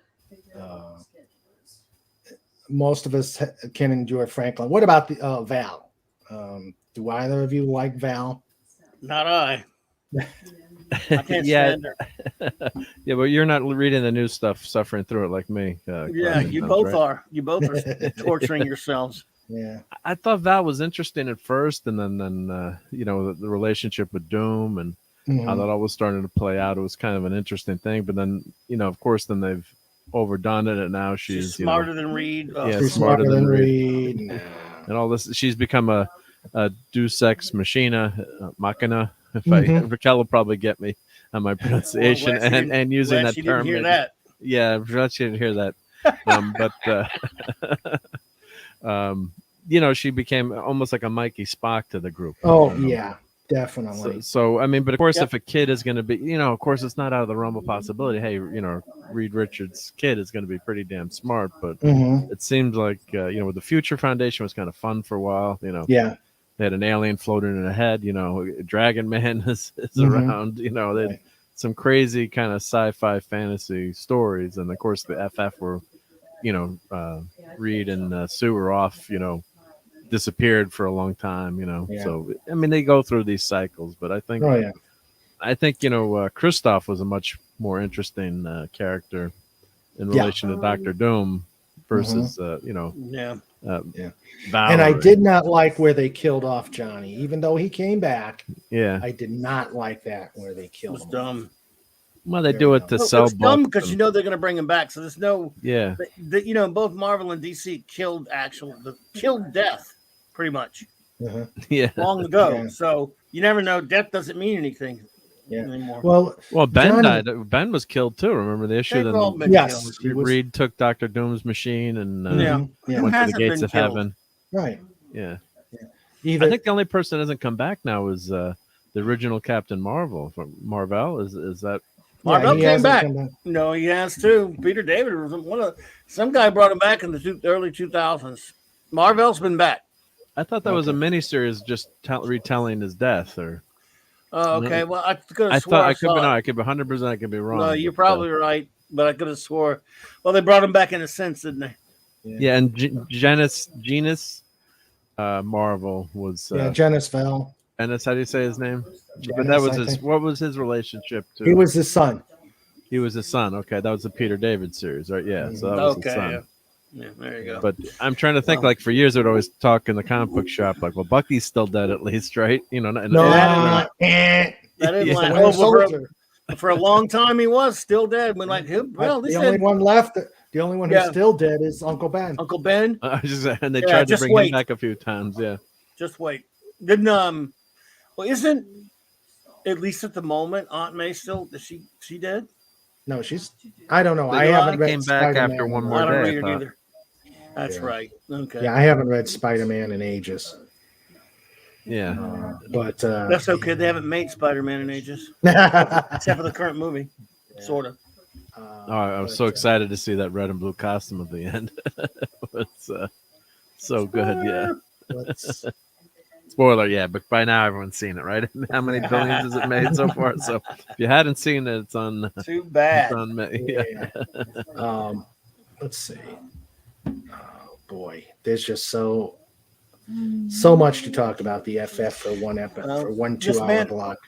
This monster would be my favorite one. FF51. That's As far where as this individual story goes, anyway, I love it. wasn't that with Reed's or the lookalike of Reed, Janus?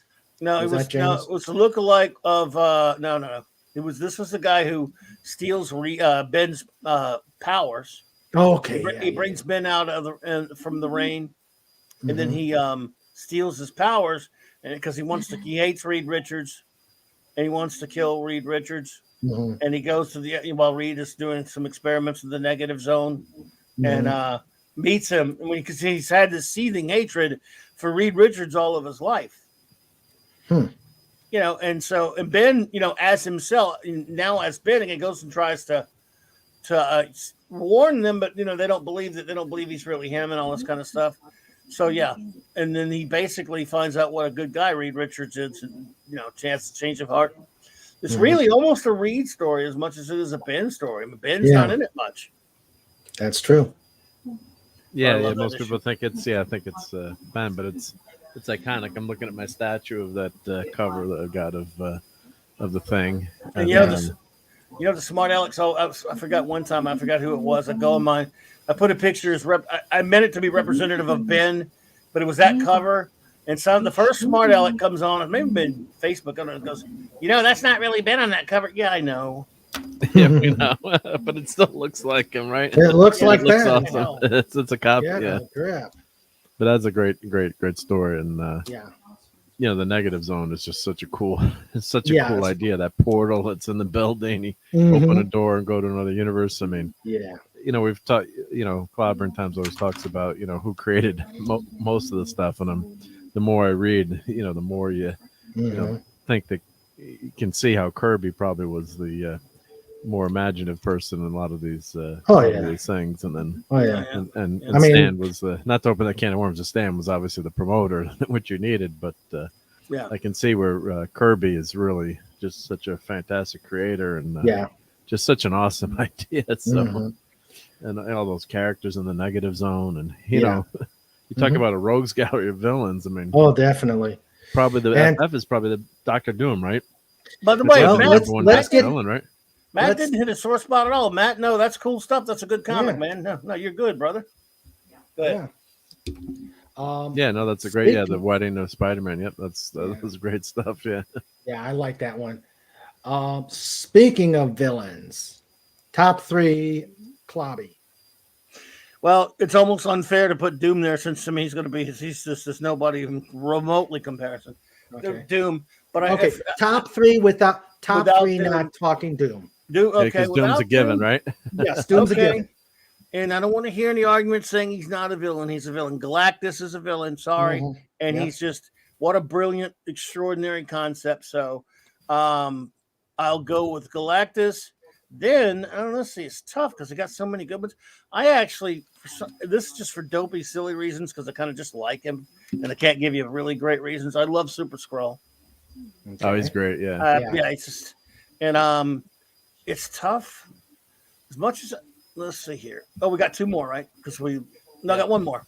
No, I got Galactus, Super Skrull because we're not doing Doom. Right. I guess I'm probably gonna go with Psycho Man. Whoa. I like. There are a lot of I didn't see that I love. Yeah, I mean, I like a lot of other ones. Who knows? On a different day, I might have chosen someone different. And I love Mole Man, and people like that. But I like Psycho Man. Just looks crazy, and he's such a. He uses emotions. You look at him, and you think he's this big bad character, and then you find out he's nothing inside. That's an unusual choice, for people. Okay, Mark, you. All right. Well, obviously, I'd go with Doom doesn't count. Doom doesn't count, but just agreeing. Just what an incredible creation there. And Galactus has got to be up there too. Of course, people call him today they call him a force of nature. It's more like a hurricane. He's a villain. He is a villain because he's got free will. Galactus, right? He destroys people. So, and of course, let me turn my camera on here. I'll show you what. Since I grabbed this, Annihilus. Annihilus, love it. Clobby's only pop that he likes, maybe, right? No, I don't like pops. No, I don't like pops. I just like Annihilus. Yeah, but you might like this one in an alternate Earth 2. Clobby might like this one. If it makes you feel better. I like that. I like this that. one. I gotta do a video on unboxing this, so that's why I don't have them out yet. But you're not supposed to take pops out of the box. Oh, I take them out. I take them out so they can collect more dust. And who would be? That's 2, and then I guess would you name? I don't know. Would you consider Namor a villain or just an adversary? Flip a coin, really. Adversary, but nobody else. I mean, I think Namor give Namor an honorable mention then. But I guess put him as a villain. But go ahead. Super Skrull, it's just so cool. Got all the powers of the Fantastic Four, and not to be repetitive, but those are just great. Just great writing, great characters. Oh yeah, definitely. And you could also say the Frightful, these are honorable mentions. You could go on forever. But the Frightful Four is also a great. I love them, but they're a group, not one guy. They're a group. They're not a villain. But Namor is of course, his introduction is an enemy, but that's an example of great, not more great writing too. Yeah.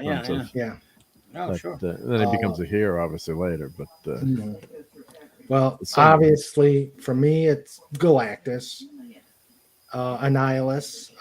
Annihilus is just the super creepiest bad guy. I mean, if you wanted true evil out in the Fantastic Four universe, it's Annihilus. I mean, this guy is evil personified. Then I'd say my honorable mention would be the Hate Monger. Ah, okay. He's a good one. But number 3 would have to be Psycho Man. There you go. Yeah. I kind of like the Invincible Man, but he really wasn't around that much. But there's something. But they don't have. If you think about it, the biggest rogues gallery, but they got a lot of great villains. They got some great villains. I mean, after you go with some of them, Red Ghost. Oh yeah, Red Ghost is good. Let's just mention a couple of their other villains. Red Ghost, Puppet Master. Puppet Master's a great one. Really, he could have easily been up there. What's it, Blastar? Blastar. Yeah, Blastar. Yep. Mole Man. Did we mention Mole Man? No, I I mentioned him earlier, but I couldn't put him in the top 3. But Mole Man, of course, the first one. Let's see some of the other ones we didn't give mention. El Diablo was always kind of weird. He wasn't really much of, He wasn't a villain. Didn't do much. He wasn't any good. Wasn't that great? No. Who was the other big villain from the negative? The Mad Thinker. Mad Thinker. That's a great one. Mad Thinker. Yep. That's a good one. Good one. Wasn't there another big villain in the negative zone? I'm drawing was this Annihilus? Besides Annihilus? Annihilus Did they have anyone else? Blaster was negative zone, right? Okay, that's what I'm thinking. Let's see. Let me look at my action figures. Torgo. You like Torgo? Torgo. Yeah, Torgo was Omatuma. Then, yep. Atuma, yeah. No, Omatuma. That Tamazuma, you mean? Tamazuma, yeah. Tamazuma. Yeah. I think he started in FF. So I'm not sure. Yeah. Terminus. Yeah. I know he was only like 3 or 4 issues, but boy, he was a badass. The Sentry Sinister, yeah. Mm-hmm. How about Kang? Would you consider Kang? He didn't start in FF though. No, he started Avengers. Well, actually, if you go with that convoluted timeline, yes, he did because he was Ramatut. He was Ramatut, so sort of did, but as Kang, he's in the Avengers, so I always call him. I always consider him an Avengers villain because of that. If you know, Ramatut. True. Yeah. Ramatut. Yeah, that's an old class. How about the Hulk? He's an FF villain. Yeah, fighting Ben. Just kidding. Yeah. How about supporting characters? I mean, you got like Wyatt Wingfoot, who's a great supporting character. Oh my God, the Inhumans, Wyatt Wingfoot. Alicia Masters, the real deal one. Yeah. Elijah. Elijah. Willie Lumpkin. Yeah. Yep. Sharon Ventura was in the FF for a while. With the thing was a pineapple. So was Power Man, Luke Cage. That's right. Yeah. Power Man, alternate member. Yes. And then Albert alternate members: Medusa, Power Man. Yeah. Crystal. That what she did to Johnny. Damn her. Yeah. Poor Johnny. Yeah. Poor guy. Then he ended up with a scroll. He ended up with a green wife. That was so stupid. God, I hate that stuff. Frankie Ray was hot. Yep. Well, Elijah's been back recently in the comics, actually. Oh, yeah. Oh, Lord. Yeah. Let's see. Who's some of the other ones? Some of the other characters. You think there'd be tons of them that were character friends. How about the one that almost got married to Ben? Oh, God, I forgot her name. She almost got married to Ben, but he decided the wife of a superhero isn't the. Was that in the later comics? Yeah, it was in the later comics. Oh, yeah, and then she had a stroke. I think the character of a stroke. Right. Yeah. Oh, I forget her name. I remember it's later stuff. I love Thundra. Oh yeah, she was. I tell you, I ran into a fairly good-looking a lady, not cosplaying Thundra at Dragon Con one year. That must be. I walked up to her and she was just so elated and astonished that somebody finally knew who she was costuming. Because it's Thundra, let's face it, that's pretty obscure. Yeah. I bought the Marvel Legends action figure of her, but I mean that was just kind of weird, that she would pick something like that. So it's pretty cool. Don't forget, Ant-Man was also a member. Yeah. The Scott Lang. Short time. Yeah, the Scott Lang Ant-Man for a short time. I guess you could go with Namorita was. Yep, Namorita. And then I'm just reading. Yeah, and then of course Storm and Black Panther were. Yep, they were for an issue. Yeah, I mean this is all obscure stuff. But and they had Wolverine ended up with Ghost Rider and then Gray Hulk. Yep. Surfer now? Spiderman for one issue. Well, they had that special group too that was like that's true.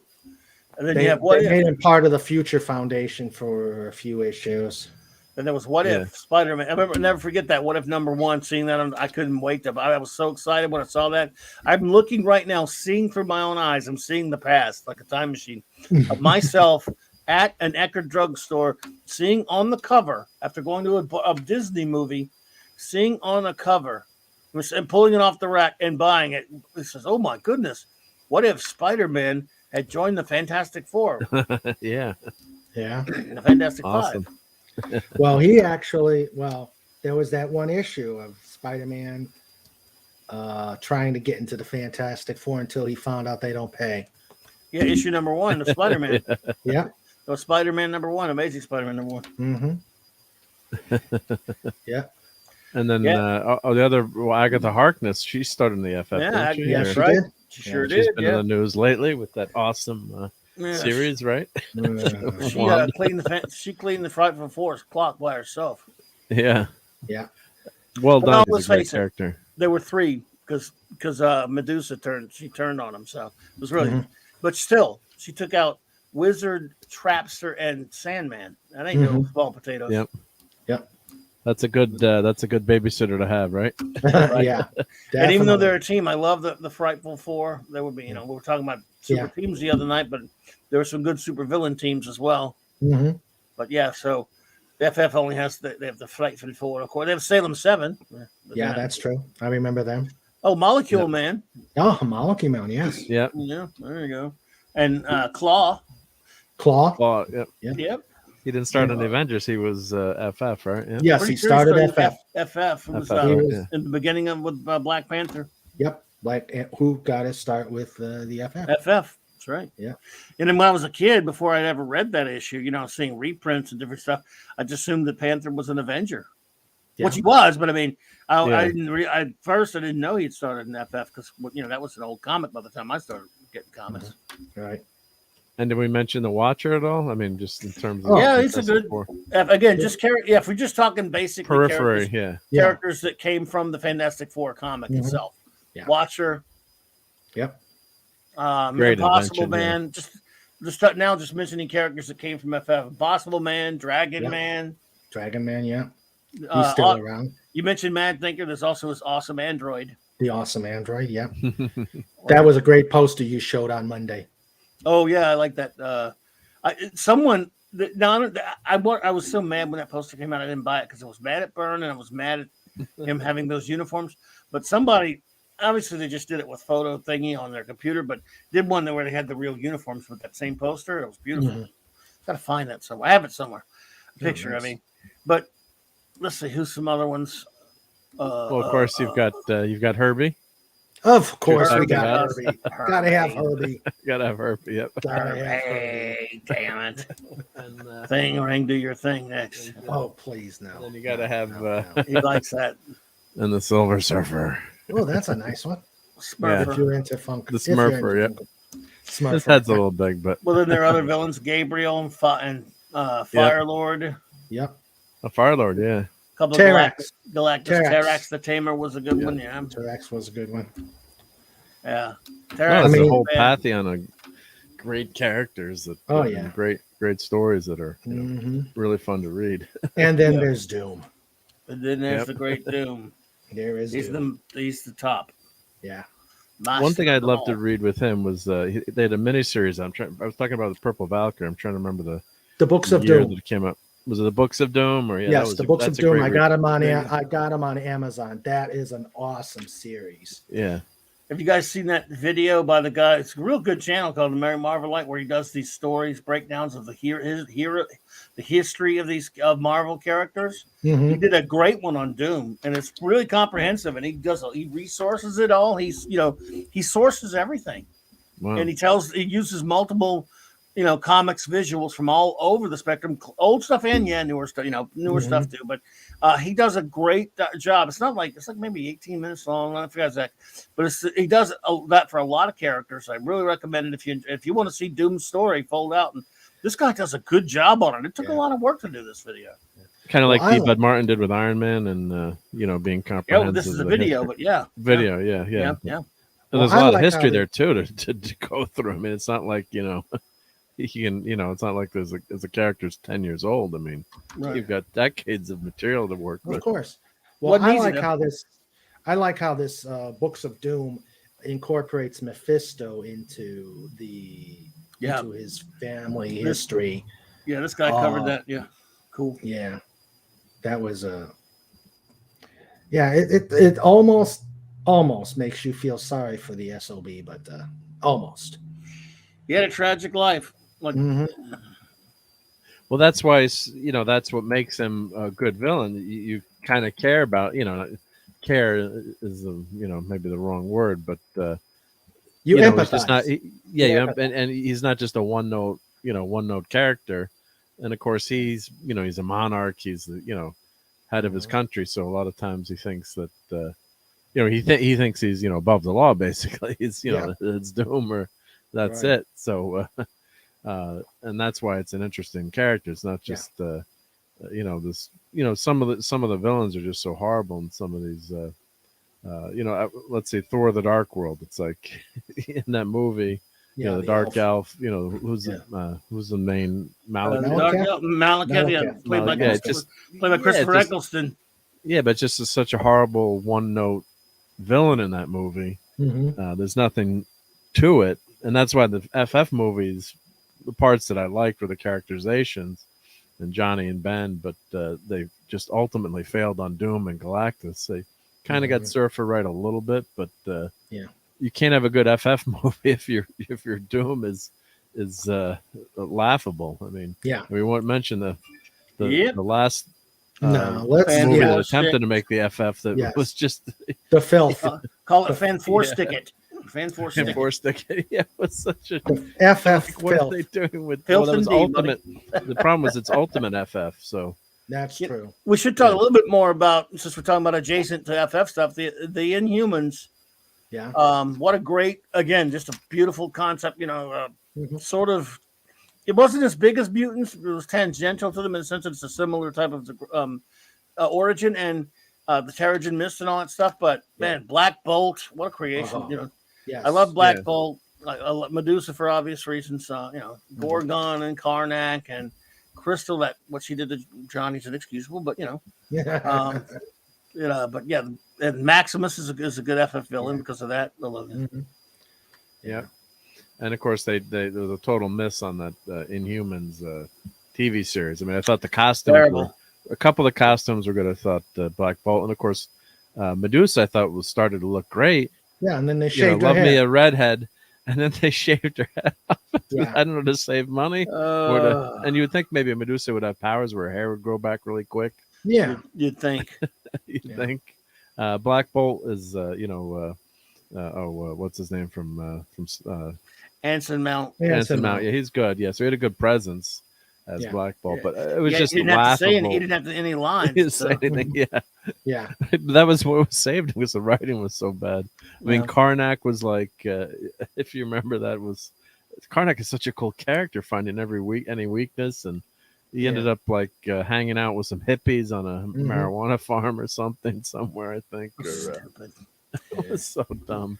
That's just, I mean, you got these characters handed to you. I like Lockjaw though.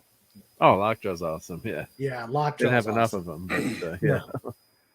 Well, what we should do is before we get done, we should talk about each individual member of the FF a little bit more, because we talked about Ben. Yeah. We all know we've done a lot about Ben. I believe we have. We've talked a lot about Ben. Reid Richards, smartest man in the Marvel universe. He's got his faults, but he's got a great heart. Yes. And he, wants to make, the world a better place. He wants to make humanity better. He's a good guy, but he could be a little bit dismissive of Sue sometimes, or neglective of her sometimes. And, Johnny, what a great hothead. Mm-hmm. Yeah. Well, first let's go with Reid, though. What do you guys think about Reid? I mean, I love him. I mean, I love all, Reid. but... I love Reid. Yeah. I'd like to kick his butt sometimes, but I guess if you could, he'd probably move out of the way. Yeah, but I mean, you gotta. One, he's the smartest man in the universe. But he's also the absent-minded professor. But I also think he's not just guilty about Ben. He's guilty about what he did to all four of them, even though it probably wasn't his fault. Yes, it's been retconned that it isn't his fault. But still, he's got that guilt trip he's got that guilt trip that he did this to everybody, and he had to find a way to change their lives. And what did he do? He just turned them into things that could sell action figures, put them in goofy costumes, make them operate in public, give them flying cars. Yep. he knew what he was doing because he was smart. He was fantastic. Yeah. Yep. Well, Reid's powers are cool too, so I love his powers. Right, being able to stretch. Yeah. I mean, that's just so cool. So and then they right away that I'm sure it was Kirby came up with the idea for unstable molecules. And originally, I think it wasn't. Yeah. One part was their costumes they'd been hit by cosmic rays, so then they transformed, and then I think they came up with the unstable molecules. What a great idea to have like a costume that works. Like the Hulk. How the heck does the Hulk stretch those pants out, right? Yeah. The shorts out, but and then they still fit. Gamma radiated pants. I guess, But I mean, the costumes are great. Yeah. So Reid is like that, that thinker that's always got the strategy for the group. Yeah, and you love, and you're right, Raymond. Sometimes you want to, kick him in the behind because he's kind of that scientist who's not thinking. He's working a lot of some of the issues. He's overworking. He's working on his experiments, and you got those Kirby great machines that that are drawn, and he's supposed to be doing other stuff, and he's he's doing the mad scientist stuff. But that's what's fun because you always you get a character with who can come up with the brains to solve a problem when Force can't do it alone. But he's also an extremely powerful character. Oh yeah, just on his own in terms of his stretching power. Yeah, so, I love how his main attack was either the big fists or rolling up into a compact ball and bashing into people. Yes, he can do that. But again, it's interesting that he doesn't just have the Plastic Man rip power; he's that smart too. So he's a cross in a sense between that. So that's what I love about him. And of course, Johnny. Again, nothing original about Johnny's powers either. Yeah.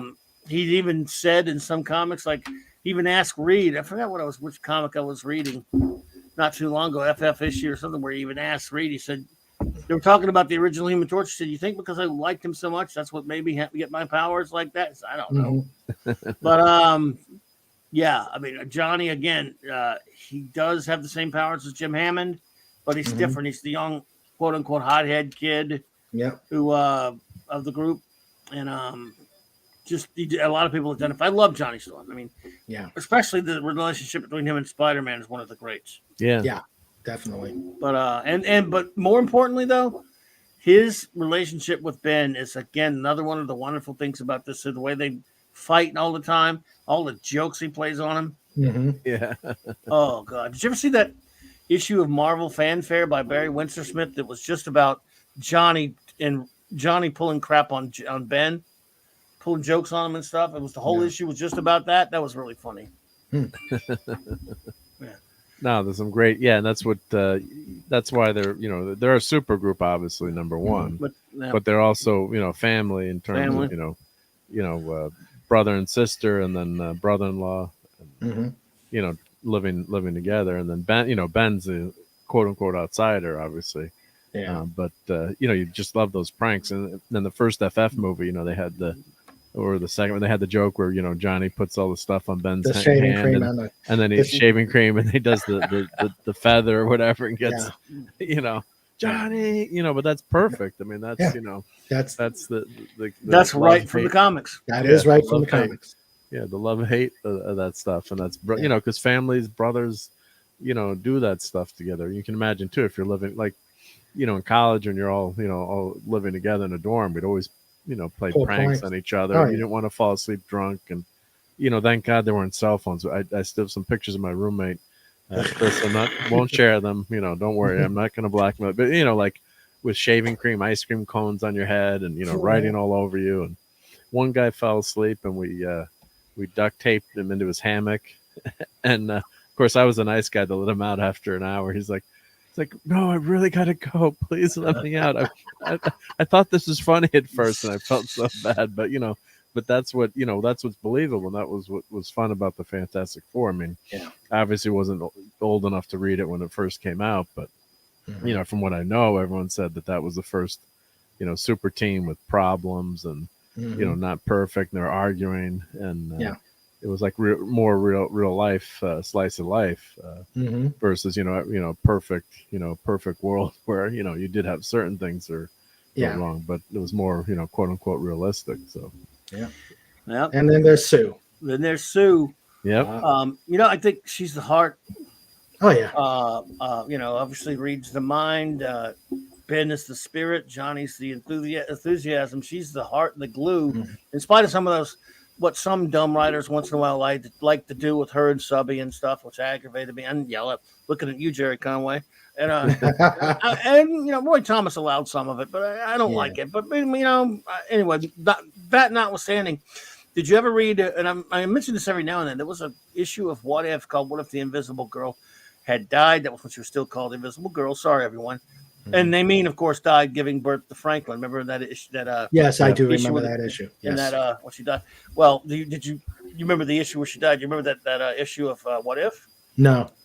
In this issue, of course, it was asking that question, what if? And it's by Peter Gillis. I can't remember who did the art. Peter Gillis wrote a pretty interesting story where it's the bulk of the opening of the issue is almost all the heroes in the Marvel universe eulogizing Sue, and Ben goes up there and just breaks down.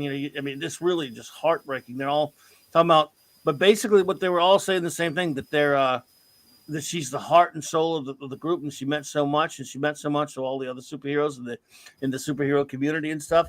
And what was interesting about the story, you don't care if I spoiler it? No, that's 20 years old plus, right?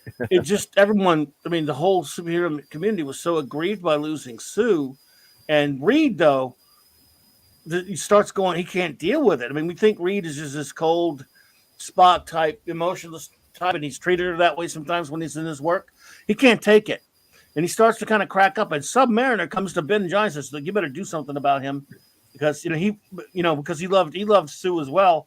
He said, and for the sake of your son and for Sue, the memory of Sue, I want to help. And they kind of poo-pooed it a little bit. Well, Reid decided he couldn't take it anymore. He wanted revenge on Annihilus. He was going to go in the negative zone and kill him. And they Subby went with Ben and Johnny to stop him because they knew letting him go over, get revenge to kill him would send him over the deep end and stuff. So that was a really good story. Okay, I thought. I'll have to look at that. I'll go back and because it's him going, and that's why What If is so great, because you'd like to think that your heroes or your characters wouldn't go over the top or but that's why What If is better than some of these. Obviously, it's like a alternative to these retconning and redoing characters. Just tell them in a. That's why Batman, the Dark Knight Returns really should have just been a put a big what if on it. Now it's been kind of brought into the DCU in too many ways and influenced so many things. But this is a dark, that's a darker story. But the FF also have so many fun stories too. So you got that whole range of stories, with a family / team together.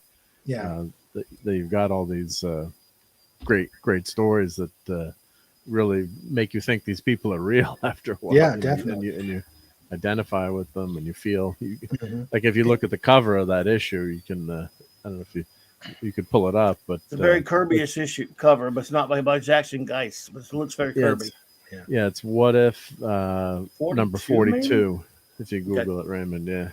But it's a really scary. Or I could share my screen. Go ahead. There was the FF are so important and so powerful. There was an FF issue where they're not in it that really is about them. It's called "What If the Avengers Had Fought Galactus?" And it's a world where they died in the crash instead of getting the cosmic powers. And I remember that. And the Avengers had to fight Galactus. And this goes to show you, without the FF, well, Galactus could, therefore, that's why, as much as I love Earth's Mightiest Heroes, I hated what they did with that last episode, because the FF Galactus belongs to the FF. Damn it. Yeah. There it is, though. That's very Kirby-ish looking by definitely Jackson Geist. And I loved how they fleshed her out so much, from just being someone who could turn invisible to the most powerful of the team. Yeah, good point. Yeah, she's very powerful. Yeah, because she could kill anyone literally in a few minutes, right? With a force bubble around your head, or exploding a force bubble out. Didn't she threaten Wolverine in one of the comics? Yeah, after she became Malice. Yeah, Oh, that after Psycho Man. One she was Malice, and she just put this she just clobbered, so to speak, She-Hulk with that big invisible block and just smushed her. Yeah, she's almost like, well, I wouldn't say the kid from the cornfield in the Twilight Zone, but in terms of, that power where, if she loses it, I mean, what's Reid going to do? I guess Reid could elastic band you to death, but, Ben has got brute strength and Johnny can, flame, but he's got his flame powers, but, Sue, and then when the writers became more imaginative, that she could basically fly with her force fields, and she was also, as a defensive character in the beginning, but then when you use those force fields for offense, I mean, it can be really, really devastating. Take care, Big Daddy MRI. Thanks for coming on to the stream. Take care, man. Take care. Yep. Thanks for watching. Yes. But yeah, she, in fact, in that story where the story about her super spy, she comes out at the end and says, I have to think about, that her partner said she was going to have to cross that line and kill. And she said, you idiot. I have to think about that all the time because this is what I can do. Right? Yeah. She's so powerful. Yeah. I mean, use a force field like a knife. Yeah. But don't mess with a mommy that's upset, right? And exactly. That's when these characters were actual characters. So to see today, they can't have a character like Sue without turning. They can't resist. Well, because I guarantee you, when they make this new stupid movie, she'll be a scientist, like they did with that stupid. I love Jessica Alba and all, but the movies had their faults, so they were okay. But they made Sue a scientist. Sue was no scientist, yet she was the backbone of this team. Exactly. She was a regular woman. She was a model, and of course, she doesn't fit the modern day standards where every single female character has to be a scientist or something like that. Yeah. She's a person, and yet she's she doesn't need that. They don't need to do that to the character. She was a wannabe actress. Yes, that's right. Now Johnny was no scientist either. He was he wanted to be a race car driver and all this kind of stuff, and that's perfectly fine. Ben should just be a damn pilot and an athlete, and let Reid be the scientist. But no, we have to make it's just, and she never needed that. I agree, and of course the origin still fits. Like you've got Elon Musk building rockets right down in Texas. So I mean, you could have a crazy genius, building a rocket ship, and then I guess what they did in the movies, they turned Sue into the scientist, because then she's got to be on with Reid, and Ben's the pilot. Why did Johnny end up on that space station? He was from NASA. Remember, he worked with Ben at NASA. Yeah, he worked. They added him as that. Yeah, so they've got to find a way to. But as a rogue scientist, though, like you're on rocket, I could see like, hey, Sue and Johnny, you just got to come up and help us push buttons and do certain things. But dude, that's why the FF really don't fit in modern origins. It would really have to be. Even I, who hate seeing things retconned, this is an origin that is very much a product of its time. It's time, and you can't.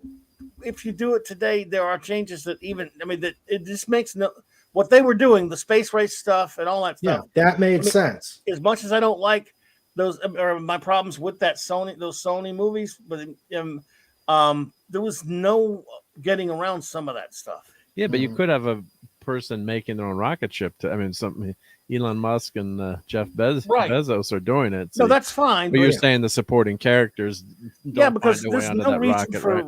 Yeah, there's really no logical reason for Sue and Johnny to be on that. Unless they're scientists, I guess, right? Or and they're not working for NASA. Yeah, right. And they weren't in the original origin. So I get some of that, but she could have just been. I don't know. I get it, but that's why I'm saying I would rather see a period piece. It was Jessica Alba, so I always forgiven. Well, we love her. I'm saying the FF origin would work better in a period piece. Exactly. It'd be really cool. What I've been wishing they do. They can't call it the Microverse anymore because they lost the rights to the name Microverse.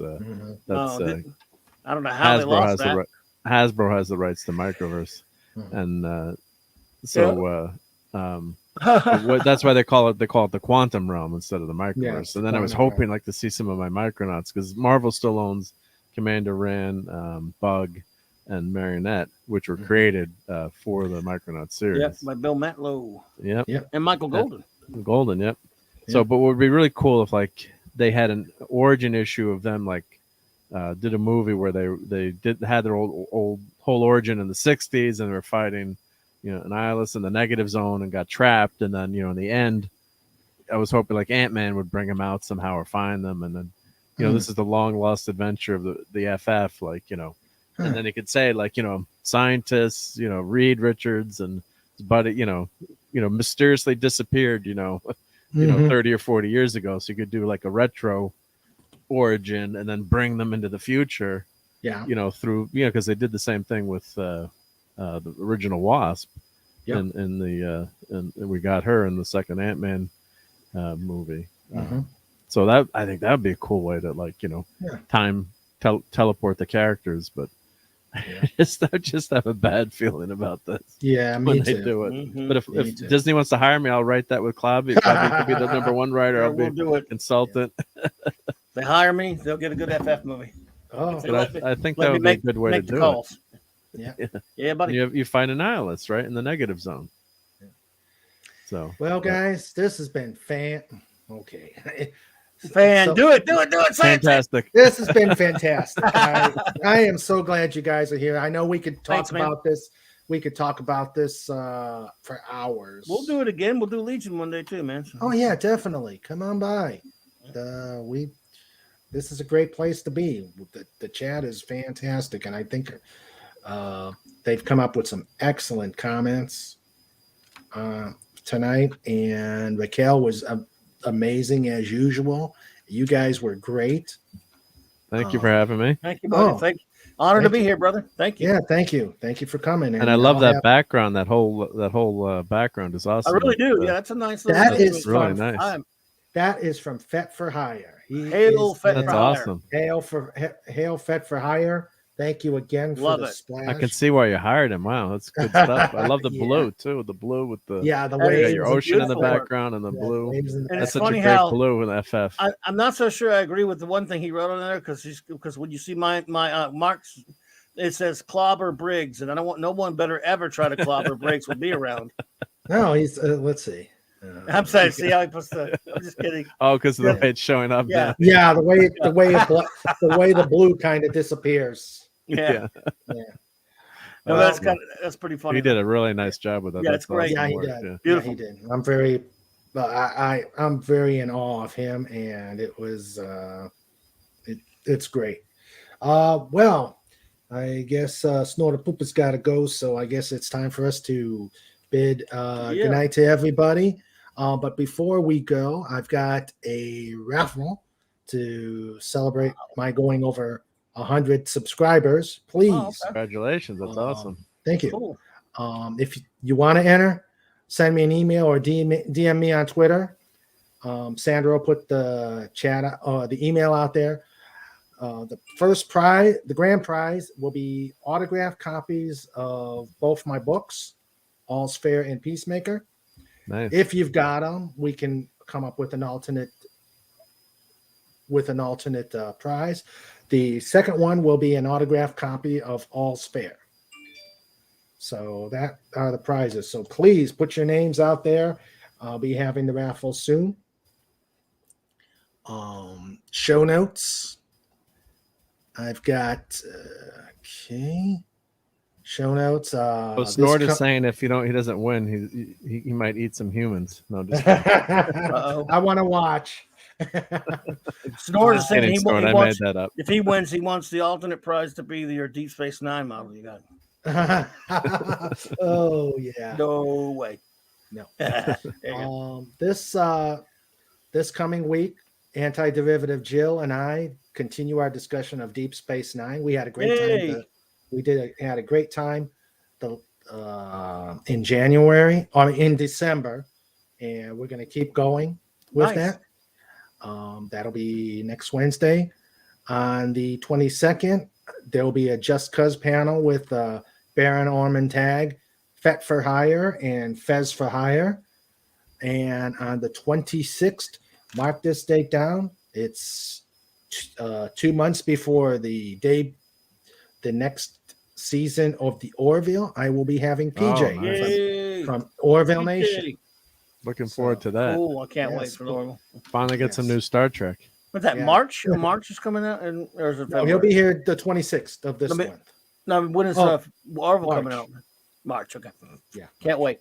So those Are they are dumping that all at once, or we don't know? No. Or is that going to be week to week? Oh, I don't know. I don't know. I hope it was. Because they're never going to make any more anyway. They may as well let me watch it all at once and then cry afterwards. Yeah. Who knows if we'll get another season? Yeah. Casey Osowski says, to be honest, I almost wish they didn't bring the FF back because it's going to get effed up. Oh, it's going to be look. It's going to be horrible. It's garbage. DOA. So I'm going to have fun. I'm going to have fun with it being garbage, and I'm going to brutalize it. Oh, I want to be there when you brutalize. You could help. You could be part of the brutalization party. Let's do it. So let's say goodnight to everybody. Legatus Legion I, thank you. He's my early bird, always here, right when we get started. Lord Thoth, Avon lives. Yay. And long live the Legion. Yeah, buddy. Snorta Poopas. Wow, I think we missed it. Poober. Casey Osowski, thank you. Thank you for coming by. Fez for Hire, or known as John Rendell, thank you. Scuba Pete was here. Thank you for coming. Mayor McCheese, thank you. Stuart Mitchell, thank you for coming by. Anti-Derivative Jill, our newest wrench on the channel. Thank you very much. And we will have fun next week. The lovely Sherry, thank you for coming on board. Andy Masterson, I enjoyed our show last week and looking forward to having you back on. Tim Possible is here. Big Daddy MRI, thank you for coming. Canadian Spiderman. Canadian. Who does what a spider can. He does. Yes. Son of a red shirt. And Matt 317. Thank you all for coming and enjoying. Hope you enjoyed yourself. And I had a good time. And I would like to thank the esteemed panel. Raquel, who had to leave, as we know. Clobberin Times. And Mark D with the C. Thanks a lot, guys, for coming. Thank you. Thank you, bud. This was fun. I had a great time. And of course, no chat here would be complete without a good night to my better half, Sandra. Better not forget that. Night, Sandra. Oh, happy wife, happy life. You're on the couch tonight, buddy. Hail, Sandra. So I got to go watch the Book of Boba Fett with my son now. I hear the Power Rangers are in it, and they've got some cool flying motorcycles and stuff. Get me started on that one. Okay. All right, guys. Well, thanks again. This panel was great. I'm going to have you guys back on soon. Okie dokie. And just everybody, you know where we're at, and you know we like to make some waves. Let's keep doing it. Good night, everybody. Good night, everyone. Take care. Good night.